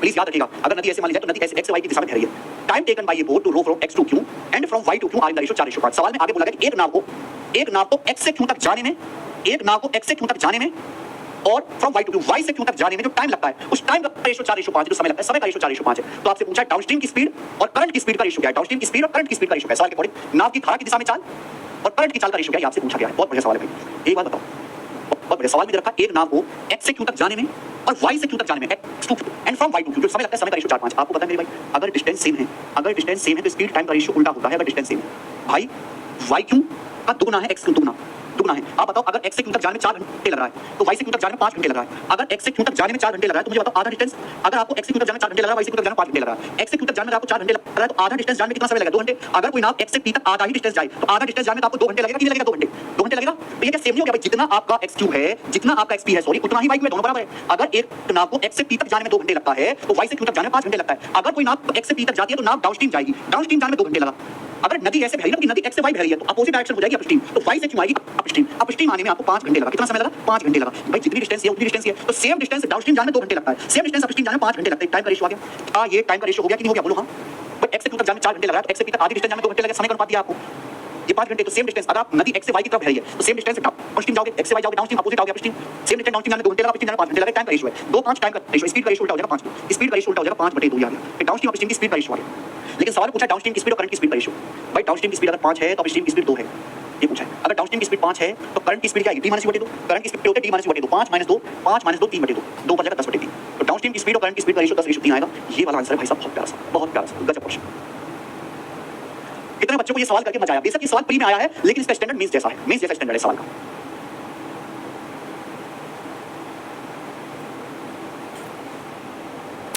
यस प्रवीण कुमार, यस 46 सवाल। देखो यहां से यहां जाने में टाइम ज्यादा लग रहा है, यानी कि अपस्ट्रीम चल रहा है। यहां से यहां वापस आने में समय कम लगा, यानी कि डाउनस्ट्रीम हुआ। कितने बच्चों के सवाल में मजा आया? बिना फिगर के मुश्किल है भाई, बिना फिगर बनाए मुश्किल होगा, आप समझ नहीं पाओगे। सेम डिस्टेंस, अगर आप देखो यहां सेम डिस्टेंस दी थी, आपको डिस्टेंस सेम करनी पड़ेगी, क्योंकि जब डिस्टेंस सेम होगी तभी आप रेशियो को रिवर्स कर पाओगे। इसलिए सवाल में आपको डिस्टेंस सेम करनी पड़ी जबरदस्ती। ठीक है जी, इसी के साथ आज की क्लास को हम दी एंड करते हैं, नेक्स्ट तो नाबूद करते हैं, फिनिश करते हैं मेरे भाई। 2-4 सवाल हैं वो खत्म कर देंगे, चैप्टर एंड हो जाएगा नेक्स्ट क्लास में। ऑल ओके लग रहे थे होटल टीम में। एक नाव को ए से बी तक धारा के अनुकूल यात्रा करने में 20 घंटे लगते हैं। ए और बी के बीच मिड पॉइंट सी पर वापस आती है। धारा की गति 5 किलोमीटर पर आवर है। शांत जल में नाव की स्पीड 10 किलोमीटर पर आवर है। आपसे पूछा ए और बी के बीच की दूरी कितनी है किलोमीटर। बहुत बड़ा सवाल है मेरे भाई, क्या सुनेगा। ये 2 पॉइंट है, मान लीजिए ए और बी, मान लीजिए ये 2 पॉइंट है ए और बी, इनके बीच की जो डिस्टेंस है वो सी है और इनके बीच का जो मिड पॉइंट है वो सी है। तो एक नाव को a boat 20 hour float travelling downstream from A to B and comes back to A mid point C between A and B, यानी कि एक नाव मेरे प्यारे भाई डाउनस्ट्रीम जाती है ए से बी तक और मिड पॉइंट सी तक वापस आती है, मिड पॉइंट सी तक वापस आती है मेरे भाई। और ऐसा करने में 20 घंटे लगते हैं। धारा की गति 5 किलोमीटर पर आवर है, y का मान दिया है, और शांत पानी में नाव की स्पीड 10 किलोमीटर पर आवर है, x का मान दिया है। ए और बी के बीच की डिस्टेंस कितनी है? अगर कोई नाव डाउनस्ट्रीम जाएगी तो डाउनस्ट्रीम की स्पीड x + y 10 और 5 15 की स्पीड से जाएगी। अगर वापस आएगी तो अपस्ट्रीम आएगी 10 - 5 किलोमीटर पर आवर की स्पीड से वापस आएगी। पूछा ए और बी के बीच की डिस्टेंस क्या है? ए और बी के बीच की डिस्टेंस क्या है? बताओ कैसे करेंगे। देखो मान लीजिए मेरे भाई ये डिस्टेंस जो है ए और बी की ये डिस्टेंस डी है, मान लीजिए कि यहाँ से यहाँ तक ये डिस्टेंस डी है, तो ये डिस्टेंस भी डी हो जाएगी, ये सी मिड पॉइंट है। तो अगर कोई नाप ये ए बी कितना आ जाएगा, 2d आ जाएगा। अब बताओ अगर कोई नाप ए से बी तक जाती है 2d डिस्टेंस जाएगी, 2d डिस्टेंस कितनी चाल से, 15 किलोमीटर पर आवर की चाल से कितना टाइम लगेगा। फिर डी डिस्टेंस वापस आएगी 5 की चाल से कितना टाइम लगेगा। और आने जाने में टोटल टाइम कितना लगा, 20 मिनट लगा, 20 मिनट बराबर। ये डिस्टेंस डी वाले डिस्टेंस डी वाले 2d डिस्टेंस की 15 की चाल से, डी डिस्टेंस वापस आई 5 की चाल से, आने जाने में कितना टाइम लगा, 20 टाइम लगा, ठीक है जी। 15 5 कैल्शियम 15 आ जाएगा, 2d + 3d 5d बराबर 20। 5 से 15 3 बार जाएगा तो d बराबर आ जाएगा 60, तो d का मान 30 के 60 है। अगर d का मान 60 आ गया तो a और b के बीच की दूरी कितनी है, a b के बीच की दूरी 2d कितना है, 2 से गुणा कर देंगे 60 दूनी 120 किलोमीटर, तो a और b के बीच की दूरी 120 किलोमीटर है, बी ऑप्शन। फिर अलग ही सवाल था मेरे प्यारे में, 20 के पेपर में आया था, कहीं से भी मुश्किल नहीं था। आगे चलिए सवाल नंबर बच्चों 49, सवाल नंबर 49 और अगला टाइप है। और इस टाइप पर 3 सवाल हैं मेरे भाई, ध्यान सुनिएगा। इस टाइप की आसान टाइप नहीं है, बहुत मुश्किल है बच्चे, बहुत मुश्किल है बच्चे के लिए कर पाना ये, ध्यान सुनिएगा मेरे दोस्तों। इस टाइप के बारे में मान लीजिए एक आदमी, मान लीजिए मेरे प्यारे भाई ये पॉइंट ए है और ये पॉइंट बी है, मान लीजिए ये पॉइंट ए है और ये बी है। कोई आदमी ए से बी तक जाता है, कोई आदमी ए से बी तक जाता है और फिर बी से ए तक वापस आता है। इतनी बात कंफर्म है कि अगर आदमी डाउनस्ट्रीम जाएगा तो अपस्ट्रीम आएगा।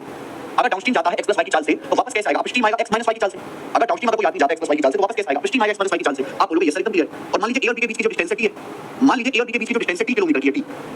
तो एक आदमी एक जगह से दूसरी जगह अगर डाउनस्ट्रीम जाएगा तो अपस्ट्रीम आएगा, उल्टा भी हो सकता है। अगर आदमी अपस्ट्रीम जाता है तो लौट के डाउनस्ट्रीम आता है, यही है। आप बोलोगे यस यही है। तो आने जाने में आदमी को टोटल टाइम कितना लगेगा, एक जगह से दूसरी जगह तक जाने, और मेरे प्यारे भाई ए से बी तक गया, फिर बी से ए तक लौट के आया, तो आने जाने में कुछ टोटल टाइम कितना लगा आदमी को ये बताओ। आदमी को आने जाने में टोटल टाइम कितना लगा, टोटल टाइम ये बताइए बच्चों। अगर कोई आदमी 1.5 किलोमीटर डिस्टेंस जाता है x + y की चाल से, कितना समय लगेगा। फिर वापस आता है मेरे भाई 1.5 किलोमीटर वापस आता है x - y की चाल से, x - y की चाल से वापस आने में कितना टाइम लगेगा। और टोटल टाइम कितना लगा जोड़ लीजिए, टोटल टाइम कितना लगा मेरे प्यारे बच्चों, ऐड कर लीजिए। टोटल टाइम जो है ऐड कर लीजिए प्लस। अगर 1.5 किलोमीटर जाएंगे x + y की चाल से तो d / x + y टाइम लगेगा, वापस 1.5 किलोमीटर जाएंगे x - y की चाल से d / x - y टाइम लगेगा। आने जाने में टोटल टाइम कितना लगा जोड़ लीजिए, नीचे गुणा x + y के x + y में x² - y², x + y के x + y में x² - y² आ जाएगा। ऊपर से d कॉमन, ऊपर से मेरे भाई यहां से d कॉमन, d कॉमन यहां x + y के x - y में जोड़ देंगे, क्रॉस मल्टीप्लाई करेंगे ना, x - y में x + y जुड़ जाएगा। जब x - y में x + y जुड़ेगा तो y से y कट जाएगा, यानी कि 2x हो जाएगा। क्या आ जाएगा 2x, तो बराबर क्या आ जाएगा, बराबर है 2dx / x² - y², 2dx / x² - y², 2dx / x² - y², ये आ जाएगा भाई टोटल टाइम t। किसी बच्चे को इसमें कोई समस्या यस और नो बताइए। यानी कि हम ये कह सकते हैं कि अगर कोई आदमी ए से बी तक सेम डिस्टेंस जाता है फिर लौट के वापस आता है तो आने जाने में जो टोटल टाइम लगेगा, अगर डिस्टेंस दिया आने जाने में जो टोटल टाइम लगेगा वो होगा 2dx / x² - y²। इसको याद कर लीजिए, इसको याद कर लीजिए सब बच्चे, इसको याद कर लीजिए।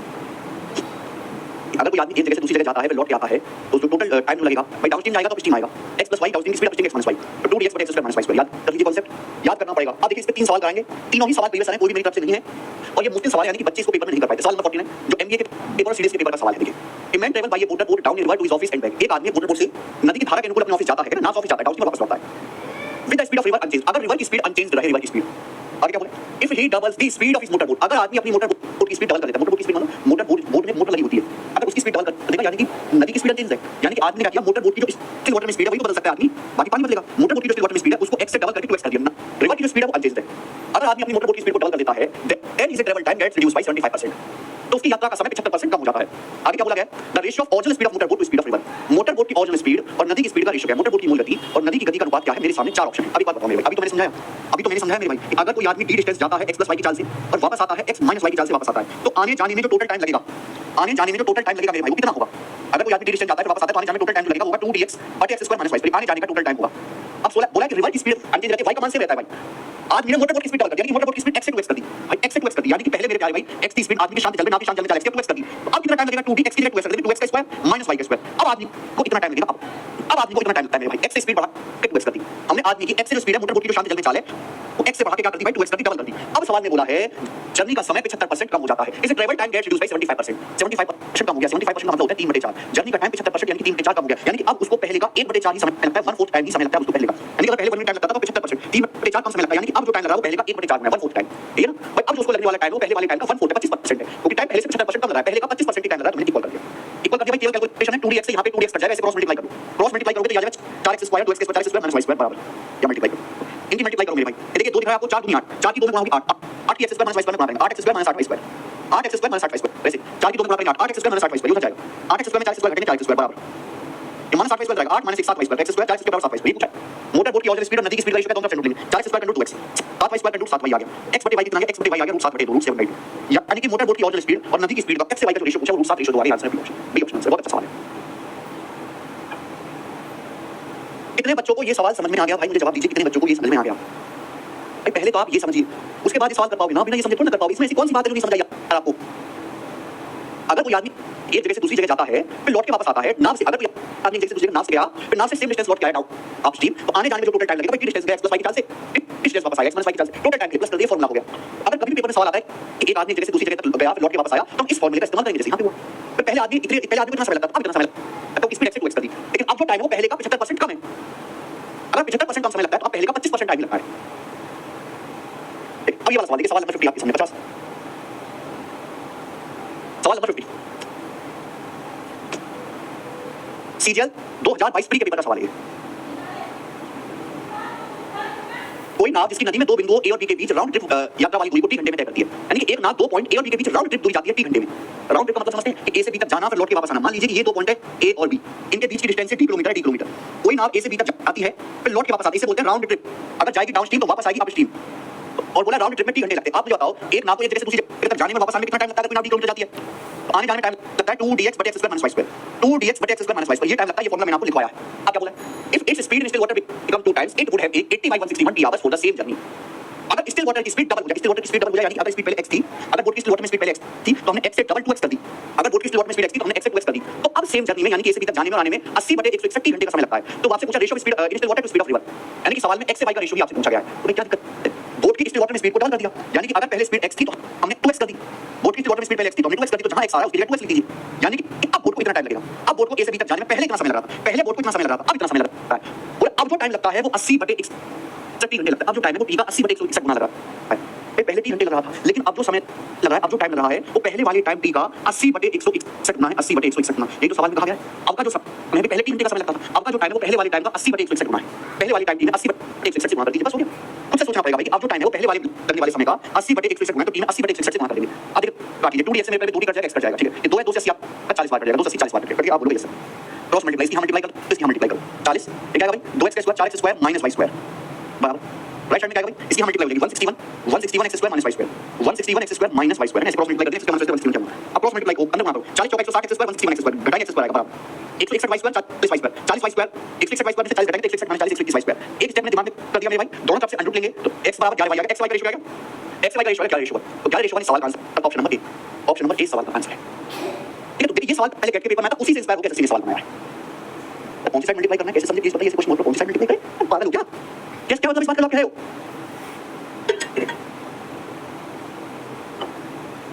पहले नाव को 3 घंटे लगता था, अब नाव को कितने घंटे लगता है?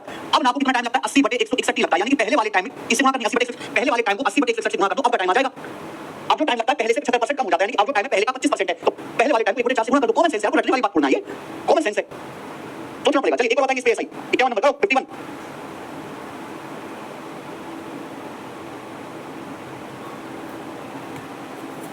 एक आदमी ए से बी तक तैरता है, 4.5 घंटे में वापस आता है। A block of wood when allowed to go with the stream from A to B takes 6 hours. लकड़ी का एक कुंदा जब ए से बी तक धारा के साथ जाता है तो उसे 6 घंटे लगते हैं।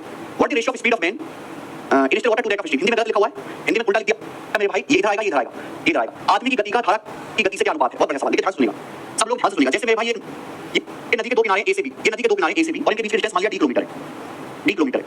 अगर कोई आदमी नदी में तैरता है तो आदमी की जो खुद की चाल होगी वो होती है x, आदमी की शांत जल में चाल। अगर आदमी नदी की दिशा में तैरेगा तो उसकी स्पीड बढ़ के डाउनस्ट्रीम x + y हो जाएगी, नदी के बहाव की अपोजिट डायरेक्शन में दौड़ेगा तो उसकी स्पीड कम होकर अपस्ट्रीम x - y हो जाएगी। तो एक आदमी ए से बी तक तैरता है, 4.5 घंटे में वापस आता है। तो अगर ए से बी तक तैरा और फिर वापस आया, कुल 4.5 घंटे आदमी को लगा, यानी कि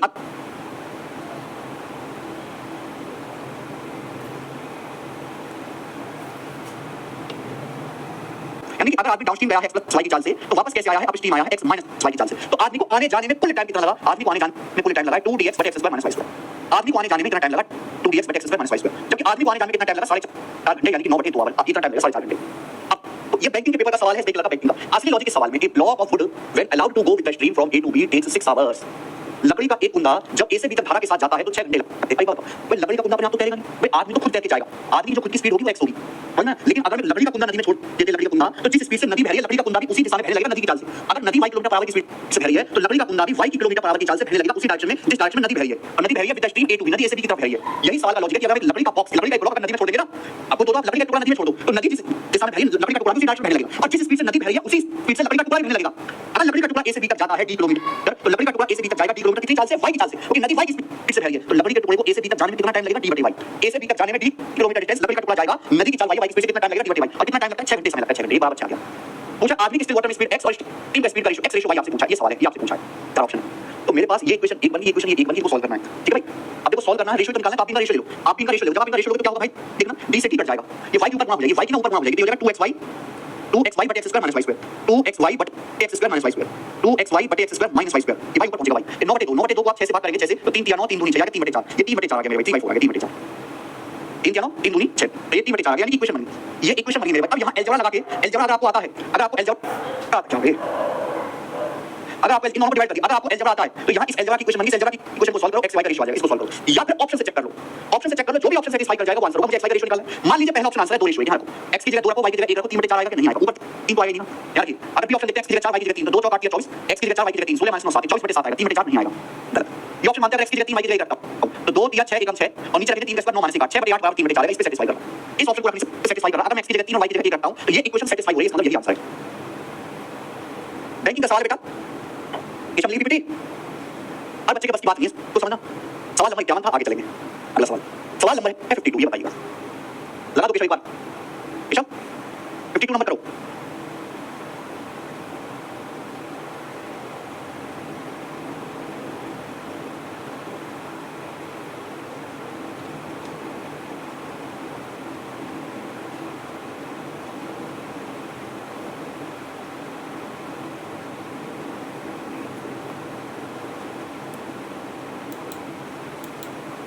जल्दी से करो भैया, मुझे ट्रेन की थोड़ी बतानी है आज ही।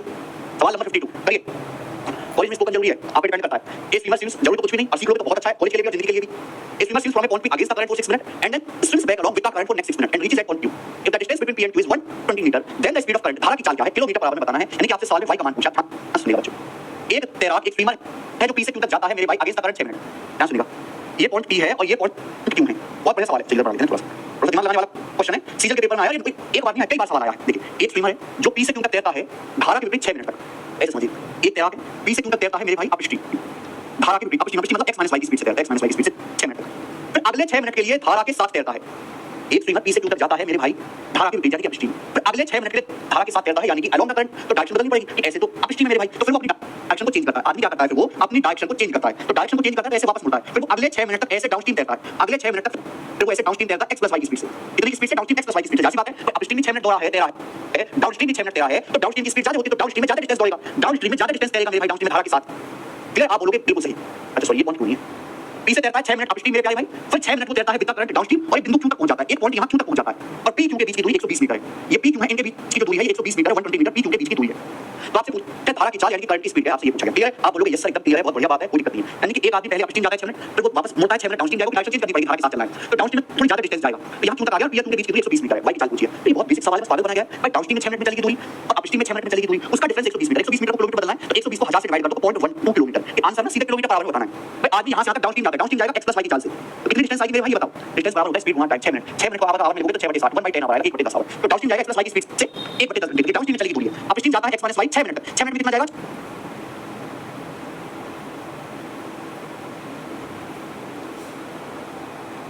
तो डिस्टेंस बराबर स्पीड गुणा टाइम, और डाउनस्ट्रीम में चलेगी डिस्टेंस और अपस्ट्रीम में चलेगी डिस्टेंस का जो डिफरेंस है वही पे 120 मीटर है। लेकिन अगर मैंने समय घंटे में बदल दिया तो टाइम को घंटे में बदल लिया, तो डिस्टेंस मीटर में, मीटर को भी किलोमीटर में बदलो, 0.12 किलोमीटर, 0.12 किलोमीटर याद है सीधा। ठीक है, आप बोलोगे सर बटे 10 आ गया, ऊपर x + y में x - y घटाओ, अगर आप x + y में x - y घटाएंगे तो 2y आ जाएगा, 2y बराबर 0.1। ठीक है, 2 से 12 6 बार कट जाएगा, 0.06, 0.06 की 10 में गुणा करेंगे तो 0.6, तो y का मान आएगा 0.6 किलोमीटर पर आवर। ये ऑप्शन आंसर है। अच्छा सवाल है मेरे भाई ये वाला, अच्छा सवाल है। एक क्वेश्चन 53, देखो 53 जैसा सवाल, ऐसा सवाल मैं आपको एक करवा चुका हूं, थोड़ा सा देखिए, खुद से ट्राई करना। 53 ना हो तो मुझे बताना। लास्ट क्वेश्चन करेंगे चैप्टर का, लास्ट क्वेश्चन 50 और एसएससी सीजीएल 2022 के पेपर का पूछा हुआ सवाल है।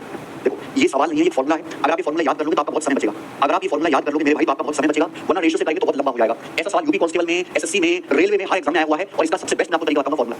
ए man rows about certain distance downstream in 9 hours while it takes 18 hours to row the same distance upstream. Same distance बोला है, ठीक है। तो हाउ मेनी आवर्स, कितना समय लगेगा सेम डिस्टेंस का 3/5 स्टिल वाटर में जाने में, सेम डिस्टेंस का 3/5 स्टिल वाटर में जाने में कितना समय लगेगा। बहुत बढ़िया। देखो सवाल बोला है कि एक आदमी जब सर्टेन डिस्टेंस डाउनस्ट्रीम जाता है तो 9 घंटे लगते हैं। देखो दोस्तों, डाउनस्ट्रीम की स्पीड क्या होती है, x + y। अगर कोई आदमी, लिखा हूं स्पीड, अगर कोई आदमी डाउनस्ट्रीम जाता है डाउनस्ट्रीम x + y की स्पीड से, तो उसे 9 घंटे लगते हैं। कितना समय लगता है, 9 घंटे। कुछ डिस्टेंस जाने में 9 घंटे लगते हैं। अगर कोई आदमी डाउनस्ट्रीम जाता है मेरे भाई डाउनस्ट्रीम सर्टेन डिस्टेंस, तो सर्टेन डिस्टेंस जाने में उसे 9 घंटे लगते हैं। अगर कोई आदमी कुछ दूरी डाउनस्ट्रीम जाता है तो डाउनस्ट्रीम जाने में 9 घंटे लगते हैं, जबकि सेम डिस्टेंस अपस्ट्रीम जाने में 18 घंटे लगते हैं। सेम डिस्टेंस अपस्ट्रीम जाएगा, अपस्ट्रीम जाएगा x माइनस y की चाल से, अपस्ट्रीम जाएगा x माइनस y की चाल से, तो सेम डिस्टेंस अपस्ट्रीम जाने में 18 घंटे लगेंगे, सेम डिस्टेंस अपस्ट्रीम जाने में आपको 18 घंटे लगेंगे अपस्ट्रीम जाने में। क्लियर आप बोलोगे हाँ जी सर। तो बोला इसी सेम डिस्टेंस को स्टिल वाटर में जाने में, अगर यही सेम डिस्टेंस स्टिल वाटर में जाते हैं, स्टिल वाटर में, तो स्टिल वाटर में जाने में कितना समय लगेगा, कितना समय? ये अगर सेम डिस्टेंस स्टिल वाटर में जाते हैं तो कितना समय लगेगा? अगर हम कुछ दूरी डाउनस्ट्रीम जाते हैं 9 घंटे लगता है, अपस्ट्रीम जाते हैं तो 18 घंटे लगता है। सेम डिस्टेंस स्टिल वाटर में जाने में कितना समय लगेगा आपको पता है? आपको पता है मेरे भाई, अगर डिस्टेंस सेम है, बेसिकली मैं आपको बता दे रहा हूं शॉर्टकट में, अगर डिस्टेंस सेम है तो स्पीड और टाइम का रेशियो एक दूसरे का उल्टा होता है। स्पीड टाइम का रेशियो होगा कि नहीं होगा? स्पीड टाइम का रेशियो एक दूसरे का उल्टा होगा। यहां मेरे भाई बेस्ट मेथड ये है कि जो स्पीड है वो एपी में दे रखी है, x माइनस y में y जोड़ेंगे x आ जाएगा, x में y जोड़ेंगे x प्लस y आ जाएगा, तो स्पीड जो है वो अरिथमेटिक प्रोग्रेशन में, ये मैंने आपको टाइम स्पीड डिस्टेंस चैप्टर में स्पीड ना अरिथमेटिक प्रोग्रेशन में, तो स्पीड का उल्टा टाइम है। अच्छा अरिथमेटिक प्रोग्रेशन की उल्टी सीरीज क्या होती है? Harmonic progression. समांतर श्रेणी की रिवर्स सीरीज क्या होती है? Harmonic progression. अगर स्पीड अरिथमेटिक प्रोग्रेशन में तो टाइम हार्मोनिक प्रोग्रेशन होगा hp में, अगर स्पीड ab में है तो टाइम आपका hp में होगा, अगर स्पीड अरिथमेटिक प्रोग्रेशन में है तो टाइम आपका hp में होगा। और आपको पता है अगर दो संख्याएं a और b दी हुई हैं तो a और b का जो हार्मोनिक मीन होगा, a और b का अरिथमेटिक मीन क्या होता है? जोड़ के याद कर दो। a और b का हार्मोनिक मीन होता है 2ab upon a plus b, 2ab upon a plus b याद रखिएगा। अब मुझे कुछ नहीं करना, मुझे 9 घंटे और 18 घंटे का हार्मोनिक मीन निकालना, बीचों बीच की संख्या ऐसी संख्या निकालनी बीचों बीच की तीनों हार्मोनिक प्रोग्रेशन में हो जाए। तो a और b के हार्मोनिक मीन का फार्मूला होता है 2ab upon a plus b, 2ab upon a plus b याद कर लीजिए। यानी कि अगर डाउट में 9 घंटे लगा, पिछले में 18 घंटे, तो कितना समय लगेगा? 2 गुणा 9 गुणा 18 बटे 9 प्लस 18 घंटे, बटे 9 प्लस 18 घंटे, कितना समय लगेगा मेरे? स्टिल वाटर में कितना समय लगेगा? कितना आ जाएगा? कितना आ जाएगा? 9 से 3 आ जाएगा, 3 से 18 12 घंटे का समय लगेगा। यानी कि अगर आप सेम डिस्टेंस स्टिल वाटर में जाओगे, सेम डिस्टेंस, तो सेम डिस्टेंस स्टिल वाटर में जाने में 12 घंटे लगेगा। लेकिन सवाल में ये नहीं बोला, सवाल में क्या बोला है? सवाल में ये बोला है कि सेम डिस्टेंस का 3/5, सेम डिस्टेंस का 3/5 स्टिल वाटर में जाने में कितना टाइम लगेगा? सेम डिस्टेंस भाई, सेम डिस्टेंस अगर आप स्टिल वाटर में जाओगे 12 घंटे लगेगा, तो सेम डिस्टेंस का 3/5 जाने में कितना समय लगेगा? 3/5 जाने में 5 गुना कर दो तो 36/5 7.2 आवर्स, 7.2 आवर्स। ये रेशियो से करोगे बहुत ज्यादा टाइम लगेगा, ये लॉजिक से करिए बहुत जल्दी होगा। B option answer. जिसको नहीं आता है एपीजीबीएचपी बिल्कुल परेशान मत लो, बिल्कुल दिमाग पे लोड मत डालो, इसका फार्मूला रट लो, इसका फार्मूला रट लीजिए मेरे भाई। अरिथमेटिक प्रोग्रेशन का उल्टा होता है हार्मोनिक प्रोग्रेशन। अरिथमेटिक जैसे सीरीज है ना 5 8 11 13 सेम गैप है, एक कहलाती है एबी, जहां गैप सेम होता है 3 11 14 3 3 का गैप है, 3 3 का। अगर इसी को उल्टा करते हैं 1/5 1/8 1/11 1/14, इसी को बोलते हैं हार्मोनिक प्रोग्रेशन। रटने जरूरत नहीं है, सीधा याद कर लीजिए, इनको बेसिक कॉन्सेप्ट पता है वो समझ लीजिए, जिनको नहीं आता वो याद कर लीजिए। अगर 9 घंटे 18 घंटे तो ये सीधा शॉर्टकट है, 2 गुणा 9 गुणा 18 बटे 9 प्लस 18, ये सीधा शॉर्टकट है, याद रखना। सेम डिस्टेंस स्टिल वाटर में जाने का समय लगेगा, क्या पता। इसी के साथ मेरे प्यारे भाई ये वाला चैप्टर एंड होता है, बोट एंड स्ट्रीम एंड होता है, टाइम स्पीड डिस्टेंस भी खत्म हो गया और बोट एंड स्ट्रीम भी एंड हो गया। हर एक टाइप का सवाल मैंने आपको कराया, हर एक टाइप का आसान इजी मॉडरेट सब कुछ एक बार आपको घर से खुद भी देखना पड़ेगा। आज की क्लास में जो सवाल हुए वो बहुत अच्छे हैं, ठीक है जी। अच्छा आगे चलते हैं, अगला सब लोग अपनी कॉपी में हेडिंग डालेंगे ट्रेन, सब लोग अपनी कॉपी में हेडिंग डालेंगे मेरे भाई ट्रेन, रेलगाड़ी। और इसमें मैं आपको बता देता हूं ज्यादा टाइम लगेगा, 10 मिनट में कॉन्सेप्ट बता देंगे और सवाल हम अगली क्लास में करेंगे। ट्रेन हिंदी में कहते हैं रेलगाड़ी, हिंदी में रेलगाड़ी। इसलिए मैं कहता हूं टाइम स्पीड डिस्टेंस चैप्टर बहुत बड़ा है, पहले टाइम स्पीड डिस्टेंस पढ़ो, फिर बोट एंड स्ट्रीम पढ़ो, फिर ट्रेन पढ़ो, फिर रेस पढ़ो, तब जाके खत्म होता है, ठीक है। हालांकि तो मेरा ज्यादा इससे सवाल आता नहीं है। ट्रेन रेलगाड़ी इसकी मेरे भाई एक ही शीट होगी, ट्रेन चैप्टर की भी एक ही शीट होगी और शीट में लगभग 50 के आसपास क्वेश्चन है, लगभग 50 सवाल है। यानी ये छोटी सी शीट है, 3 क्लास की चैप्टर में खत्म हो जाएगा, 3 क्लास में, ठीक है। देखो ट्रेन में कितने सवाल आते हैं प्लीज कोई कमेंट ना करे, मैं आपको समझाता हूं, ठीक है। जब रेलगाड़ी चलती है तो रेलगाड़ी पटरी पे चलती है, तो रेलगाड़ी ना कभी किसी चलते हुए आदमी को पार करेगी, कभी रेलगाड़ी खंभे को, कभी रेलगाड़ी पुल को पार करेगी, कभी एक रेलगाड़ी दूसरी चलती हुई रेलगाड़ी को पार करेगी, कभी खंभे को पार करेगी, कभी एक चलते हुए आदमी को पार करेगी, कभी वो रेलगाड़ी किसी पुल को पार करेगी, कभी वो रेलगाड़ी किसी जो है दूसरी रेलगाड़ी को पार करेगी, चल रही है। तो हर किसी में कितना समय लगेगा उस पर भी सवाल है। आपको पता अगर दो ऑब्जेक्ट चलते हैं तो रिलेटिव स्पीड का कॉन्सेप्ट लगाते हैं, तो यहां भी रिलेटिव स्पीड का कॉन्सेप्ट लगेगा, ठीक है। शुरू करते हैं मेरे भाई। इसमें बहुत सारे केस हैं जो आपको रटने हैं। पहला वाला case, when a train passes a pole और स्टेशनरी मैन, चलिए पहला केस लिखिए, पहला केस बहुत सारे केस हैं जो आपको याद करने पड़ेंगे मेरे भाई, याद करने पड़ेंगे। पहला case, when a train passes a pole और स्टेशनरी मैन, को लिखो साथ-साथ, जब एक ट्रेन किसी खंभे या स्थिर व्यक्ति को पार करती है, जब एक ट्रेन किसी खंभे या स्थिर व्यक्ति को पार करती है तो कितना समय लगेगा? मान लीजिए मेरे भाई ये ट्रेन है जिसकी लंबाई L है, मान लीजिए ट्रेन है इसकी लंबाई L है, ये एक आदमी को पार करती है जिसकी स्पीड S है। मान लीजिए ट्रेन एक आदमी को पार करती है इस तरीके से, मान लीजिए ये ट्रेन एक आदमी को पार करती है, ट्रेन चल रही है इसकी स्पीड से, ये ट्रेन इसकी स्पीड से चल रही है, एक आदमी को पार करती है खंभे को, देखो जाने आप आदमी मानो तो खंभा मानो, ट्रेन के मुकाबले आदमी की और खंभे की जो लंबाई है वो जो होती है, ट्रेन के मुकाबले आदमी की जो लंबाई है ना वो चौड़ाई है ट्रेन के मुकाबले। आप जब एक ट्रेन किसी खंभे को पार करेगी, जब एक ट्रेन किसी खंभे को पार करेगी तो कितनी डिस्टेंस क्रॉस करेगी? ट्रेन को खुद की लंबाई को क्रॉस करना पड़ेगा। अगर अभी ट्रेन यहाँ है तो इस खंभे को क्रॉस करके ट्रेन को यहाँ आना पड़ेगा, तो ट्रेन खंभे को पार करेगी, तो जब भी एक ट्रेन खंभे को पार करेगी तो ट्रेन को खुद की लंबाई क्रॉस करनी पड़ेगी। और एक खंभा तो स्टेशन में आदमी चलता है तो ट्रेन को खुद की स्पीड से क्रॉस करना पड़ेगा, तो ट्रेन को एक खंभे को पार करने में कितना टाइम लगेगा? ट्रेन की लंबाई L बटे ट्रेन की स्पीड S। तो जब भी ट्रेन किसी खंभे को पार करेगी तो ट्रेन को खुद की लंबाई को क्रॉस करना पड़ेगा, खुद की स्पीड से, कितना टाइम लगेगा? ट्रेन की लंबाई बटे ट्रेन की स्पीड। इस number 2, when a train passes a tunnel base of platform, जब एक ट्रेन किसी पुल को, किसी ब्रिज को या किसी प्लेटफॉर्म को पार करती है, जब एक ट्रेन किसी प्लेटफॉर्म को पार करेगी तो कितना समय लगेगा? मान लीजिए ट्रेन है, मान लीजिए मेरे भाई ये ट्रेन जिसकी लंबाई L1 और ये एक टनल है जिसकी लंबाई L2 जिसकी लंबाई L2 ट्रेन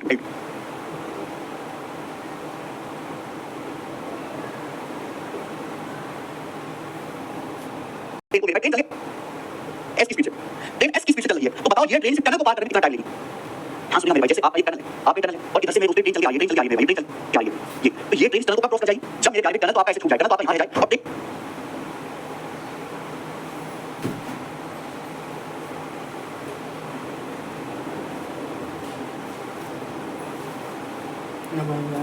आपको याद करने पड़ेंगे। पहला case, when a train passes a pole और स्टेशन में, साथ साथ जब एक ट्रेन किसी खंबे या स्थिर व्यक्ति को पार करती है, जब एक ट्रेन किसी खंबे या स्थिर व्यक्ति को पार करती है तो कितना समय लगेगा? मान लीजिए मेरे भाई ये ट्रेन है जिसकी लंबाई L है, मान लीजिए ट्रेन है जिसकी लंबाई L है, एक आदमी को पार करती है जिसकी स्पीड s है। भाई मान लीजिए ट्रेन एक आदमी को पार करती है, मान लीजिए ये ट्रेन एक आदमी को पार करती है, ट्रेन चली है s की स्पीड से, ये ट्रेन s की स्पीड से चल रही है, एक आदमी को पार करती है खंबे को। देखो चाहे आप आदमी मानो या खंबा मानो, ट्रेन के मुकाबले आदमी की और खंबे की जो लंबाई है वो 0 होती है। ट्रेन के मुकाबले आदमी की जो लंबाई है ना वो चौड़ाई लगेगी ट्रेन के मुकाबले। बात बताओ, जब एक ट्रेन किसी खंबे को पार करेगी, जब एक ट्रेन किसी खंबे को पार करेगी तो कितनी डिस्टेंस क्रॉस करेगी? ट्रेन को खुद की लंबाई को क्रॉस करना पड़ेगा। अगर अभी ट्रेन यहाँ से खंबे को क्रॉस करके ट्रेन को यहाँ आना पड़ेगा, तो ट्रेन खंबे को पार करेगी। तो जब भी एक ट्रेन खंबे को पार करेगी तो ट्रेन को खुद की लंबाई क्रॉस करनी पड़ेगी, बट ट्रेन खंबा तो चलेगा नहीं। स्टेशन में आदमी चलता है तो ट्रेन को खुद की स्पीड से क्रॉस करना पड़ेगा। तो ट्रेन को एक खंबे को पार करने में कितना टाइम लगेगा? ट्रेन की लंबाई L बटे ट्रेन की स्पीड s। तो जब भी ट्रेन किसी खंबे को पार करेगी तो ट्रेन को खुद की लंबाई को क्रॉस करना पड़ेगा, खुद की स्पीड से। कितना टाइम लगेगा? ट्रेन की लंबाई बटे ट्रेन की speed. Case number 2, when a train passes a tunnel based on platform, जब एक ट्रेन किसी पुल को, किसी ब्रिज को या किसी प्लेटफॉर्म को पार करती है, जब एक ट्रेन किसी प्लेटफॉर्म को पार करेगी तो कितना समय लगेगा? मान लीजिए मेरे भाई ये ट्रेन है जिसकी लंबाई L1 और ये एक टनल है जिसकी लंबाई L2, जिसकी लंबाई L2। अब टनल तो हिलता नहीं है, टनल तो स्थिर है। अब ये ट्रेन इस टनल को पार करने में कितना टाइम लगेगा? इस ट्रेन को ट्रेन चले s की स्पीड से, ट्रेन s की स्पीड से चल रही है, तो बताओ ये ट्रेन इस टनल को पार करने में कितना टाइम लगेगा? हाँ सुनिए मेरे भाई, जैसे आप एक टनल है, आप एक टनल है और इधर से मेरी दूसरी ट्रेन चल के आ रही है, ट्रेन चल के आ रही है, ट्रेन चल के आ रही है, ये तो ये ट्रेन इस टनल को कब क्रॉस कर जाएगी? जब मेरे प्यारे टनल तो आपका ऐसे छूट जाएगा, टनल तो आप यहाँ आ जाएगा और ट्रेन क्रॉस करने आ जाएगा, ट्रेन पार कर जाएगी। अब ट्रेन पार कर जाएगी तो आप मुझे सोचो ट्रेन को कितनी डिस्टेंस चलनी पड़ेगी? अगर ट्रेन की लंबाई L1 है, टनल की लंबाई L2 है, तो पहले ट्रेन को ये डिस्टेंस क्रॉस करनी है L1, तो ये डिस्टेंस क्रॉस करनी है L2। आप मान लीजिए कि ट्रेन को, मान लीजिए मेरे ट्रेन के इस वाले हिस्से को यहाँ से जो है यहाँ तक आना है, यहाँ तक आना है, ट्रेन के आगे वाला हिस्से देखो, पीछे वाला देखो, ट्रेन के इस वाले हिस्से को मेरे प्यारे यहाँ से यहाँ तक आना है ना, ट्रेन इस वाले हिस्से को यहाँ से यहाँ तक आना है, तो कितनी डिस्टेंस क्रॉस करनी पड़ेगी? ये यानी L1 + L2 आप बोलोगे हाँ जी सर। तो जब भी ट्रेन किसी प्लेटफॉर्म को पार करेगी तो ट्रेन को खुद की लंबाई प्लस प्लेटफॉर्म टनल की लंबाई को क्रॉस करके आगे आना पड़ेगा। कितना टाइम लगेगा? ट्रेन को एक प्लेटफॉर्म को पार करने में कितना टाइम लगेगा? टाइम बराबर होता है डिस्टेंस बटे स्पीड, डिस्टेंस बटे स्पीड, L1 + L2, ट्रेन की लंबाई प्लस प्लेटफॉर्म की लंबाई बटे ट्रेन की स्पीड। क्लियर? आप बोलोगे यस सर, एकदम क्लियर है। नेक्स्ट अगला क्वेश्चन, ये लो देखिए अगला question, when a train passes another moving train in same direction, ध्यान सुनिएगा, जब एक ट्रेन सेम डायरेक्शन में चल रही दूसरी ट्रेन को क्रॉस करती है, सेम डायरेक्शन में, जब एक ट्रेन दूसरे सेम डायरेक्शन में चल रही दूसरी ट्रेन को क्रॉस करती है, मान ये ट्रेन की लंबाई L1 है, ये S1 की स्पीड से चल रही है, ये दूसरी ट्रेन है जिसकी लंबाई L2 है और S2 की स्पीड से चल रही है, दोनों ट्रेन सेम डायरेक्शन में चल रही है, S1 की स्पीड से S2 की स्पीड से। बताओ ये ट्रेन पीछे से आके कब पार करेगी? ये ट्रेन पीछे से आके तभी पार कर पाएगी जब इसकी स्पीड S1, इसकी स्पीड पीछे से आने वाली ट्रेन की स्पीड आगे तो चल रही है उससे ज्यादा हो। अगर ऐसा हुआ कि आगे वाली ट्रेन फास्ट चली, पीछे वाली ट्रेन पार कर पाएगी, पार नहीं कर पाएगी, पीछे से आने वाली ट्रेन की स्पीड आगे चल रही ट्रेन से ज्यादा हो। जब भी ट्रेन एक दूसरे को पार करेगी तो कितनी डिस्टेंस चलेगी? दोनों की लंबाई का सम। मैं आपको समझाता हूं जैसे, मान लीजिए मेरे भाई ये ट्रेन है, ये ट्रेन है और ये दूसरी ट्रेन है, ये दोनों सेम डायरेक्शन में चलेंगी, ये दोनों सेम डायरेक्शन में चलेंगी, सेम डायरेक्शन में। इस ट्रेन की लंबाई L1 है और ये दूसरी ट्रेन है इसकी लंबाई L2 है। ये दोनों ट्रेन एक दूसरे को कब पार करेगी? जब पिक्चर बदल के ये हो जाएगी, जब पिक्चर बदल के ये हो जाएगी, यानी कि ये ट्रेन तो पीछे छूट जाएगी और ये आगे आ रहा है। जब पिक्चर बदल के ये हो जाएगी, ये पिक्चर बदल गई, यानी कि L2 लंबाई की ट्रेन पीछे छूट गई और L1 लंबाई की ट्रेन मेरे दोस्तों क्रॉस पे आगे आ गई। तो आप जो कितनी डिस्टेंस चलनी पड़ेगी मेरे भाई, ये बताइए कितनी डिस्टेंस चलनी पड़ेगी? तो भाई इस ट्रेन के इस बिंदु को मेरे भाई यहाँ से ये को बिंदु को इस ट्रेन के इस बिंदु को यहाँ से जो है मेरे भाई यहाँ तक आना पड़ेगा, कितनी डिस्टेंस चलनी पड़ेगी? पहले मेरे भाई खुद की डिस्टेंस क्रॉस करके यहाँ आएगा, तो इसको क्रॉस करके यहाँ आएगा, यानी कि पहले ये ट्रेन खुद की डिस्टेंस को क्रॉस करके इसके बराबर में आएगा, फिर इसको क्रॉस करके इसके आगे आएगा, यानी कितनी डिस्टेंस चलनी पड़ेगी? L1 + L2, यहाँ से यहाँ की डिस्टेंस चलनी पड़ेगी L1 + L2। इस ट्रेन को कितनी डिस्टेंस चलनी पड़ेगी? अगर ये ट्रेन को क्रॉस करना चाहते तो पहले ये यहाँ इसके बराबर, इसको क्रॉस करके आगे निकलेगा यहाँ पे, यानी कि L1 + L2। तो जब भी ट्रेन एक दूसरे को क्रॉस करती है तो कितनी डिस्टेंस चलती है? दोनों की लंबाई का सम L1 + L2। एक दूसरे को पार करने में कितना टाइम लगेगा? टाइम बराबर डिस्टेंस बटे रिलेटिव स्पीड, टाइम बराबर डिस्टेंस बटे रिलेटिव स्पीड। दोनों ट्रेन की लंबाई का सम L1 + L2। अगर दोनों ट्रेन चल रही है सेम डायरेक्शन में तो relative speed S1 - S2, same direction relative speed S1 - S2। तो दो ट्रेन को सेम डायरेक्शन में किसी को पार करने में कितना टाइम लगेगा? अगला केस, जब एक ट्रेन दूसरी मूविंग ट्रेन को अपोजिट डायरेक्शन में पार करती है, जब एक ट्रेन दूसरी चलती हुई ट्रेन को अपोजिट डायरेक्शन में पार करती है, अपोजिट डायरेक्शन में कितना समय लगेगा? भाई ये ट्रेन L1 की स्पीड से चल रही है, ये दूसरी ट्रेन L2 की स्पीड से चल रही है, दोनों ट्रेन अपोजिट डायरेक्शन में, S1 की स्पीड से S2 की स्पीड से। दोनों ट्रेन एक दूसरे को पार करने में कितना समय लगेगा? समय बराबर डिस्टेंस बटे रिलेटिव स्पीड। अगर दो ऑब्जेक्ट चलते हैं तो डिस्टेंस बराबर टाइम बराबर डिस्टेंस बटे रिलेटिव स्पीड होगा। अगर दोनों ट्रेन अपोजिट डायरेक्शन में चल रही है, अपोजिट डायरेक्शन में, एक दूसरे को पार करने में कितनी डिस्टेंस जाएगी? ऐसे दोनों ट्रेन आगे-पाछे में ऐसे आमने-सामने ऐसे क्रॉस कर देंगे, ऐसे ये क्रॉस कर देंगे, यानी कि एक दूसरे को पार करने में कितनी डिस्टेंस चलनी पड़ेगी? दोनों की लंबाई का सम। अब ये ट्रेन ऐसे खड़ी आमने-सामने, एक दूसरे को पार करेंगे तो कितनी डिस्टेंस चल जाएगी? ऐसे पार दोनों ट्रेन पार निकल गया, कितनी डिस्टेंस चलनी पड़ेगी? L1 + L2। तो जब दो ट्रेन एक दूसरे को चाहे सेम डायरेक्शन में पार करें, अपोजिट डायरेक्शन में पार करें, कितनी डिस्टेंस चलनी पड़ेगी? L1 + L2 की डिस्टेंस आ गया। अपोजिट डायरेक्शन में रिलेटिव स्पीड का फार्मूला S1 + S2, तो डिस्टेंस L1 + L2 बटे रिलेटिव स्पीड S1 + S2, ये फार्मूला याद रखिए। मंदी ट्रेन और खंबे टनल के बीच में डिस्टेंस भी ऐड होगा, लेकिन ये आगे बात करो, देखो ये ट्रेन और टनल, देखो ये कोई डिस्टेंस नहीं है, अगर इनके बीच में डिस्टेंस तो ऐड होगा, अगर कोई डिस्टेंस नहीं मान लीजिए हमारे लिए तो ऐड नहीं होगा। सॉल्व से समझाओगे आगे चलिए, लास्ट कर सकते देखो। लेकिन जब एक ट्रेन किसी मूविंग पर्सन को पार करती है, जब एक ट्रेन किसी चलते हुए आदमी को पार करती है, when a train passes a moving person, दो तरीके है केस, एक स्टेशनरी पर्सन, स्टेशनरी यानी कि व्यक्ति आदमी नहीं चल रहा है तो केवल ट्रेन पार करेगी, लेकिन अगर आदमी चल रहा है, ट्रेन नहीं चल रहा है, दो ऑब्जेक्ट चल रहे हैं, तो यहाँ स्पीड की जगह रिलेटिव स्पीड का कांसेप्ट आएगा। तो जब एक ट्रेन एक मूविंग पर्सन को पार करती है सेम डायरेक्शन में, जब एक ट्रेन किसी चलते हुए आदमी को सेम डायरेक्शन में पार करती है तो कितना टाइम लगेगा? मान लीजिए ट्रेन है जिसकी लंबाई L1 है, S1 की स्पीड से चल रही है, ट्रेन की डायरेक्शन में एक आदमी चल रहा है S2 की स्पीड से, और मेरे ट्रेन जो आदमी से फास्ट है, ट्रेन की जो चाल है S1 वो आदमी की स्पीड से ज्यादा है, फिर ट्रेन आदमी को क्रॉस करके आगे निकल जाएगी। तो मुझे बताओ ट्रेन को इस आदमी को क्रॉस करने में कितना टाइम लगेगा? अगर ऐसा आदमी क्रॉस कब होगा? जब आदमी पीछे छूट जाए, ट्रेन आगे निकल जाए, ट्रेन आगे निकल जाए, यानी कि आदमी को क्रॉस करने के लिए ट्रेन को ये डिस्टेंस, ट्रेन को अपनी पूरी डिस्टेंस चलनी पड़ेगी, पूरी डिस्टेंस आदमी को क्रॉस करने के लिए ट्रेन को ये डिस्टेंस पूरी चलनी पड़ेगी। तो जब भी ट्रेन आदमी को पार करती है कितनी डिस्टेंस जाएगी? ट्रेन खुद की लंबाई, ट्रेन की लंबाई।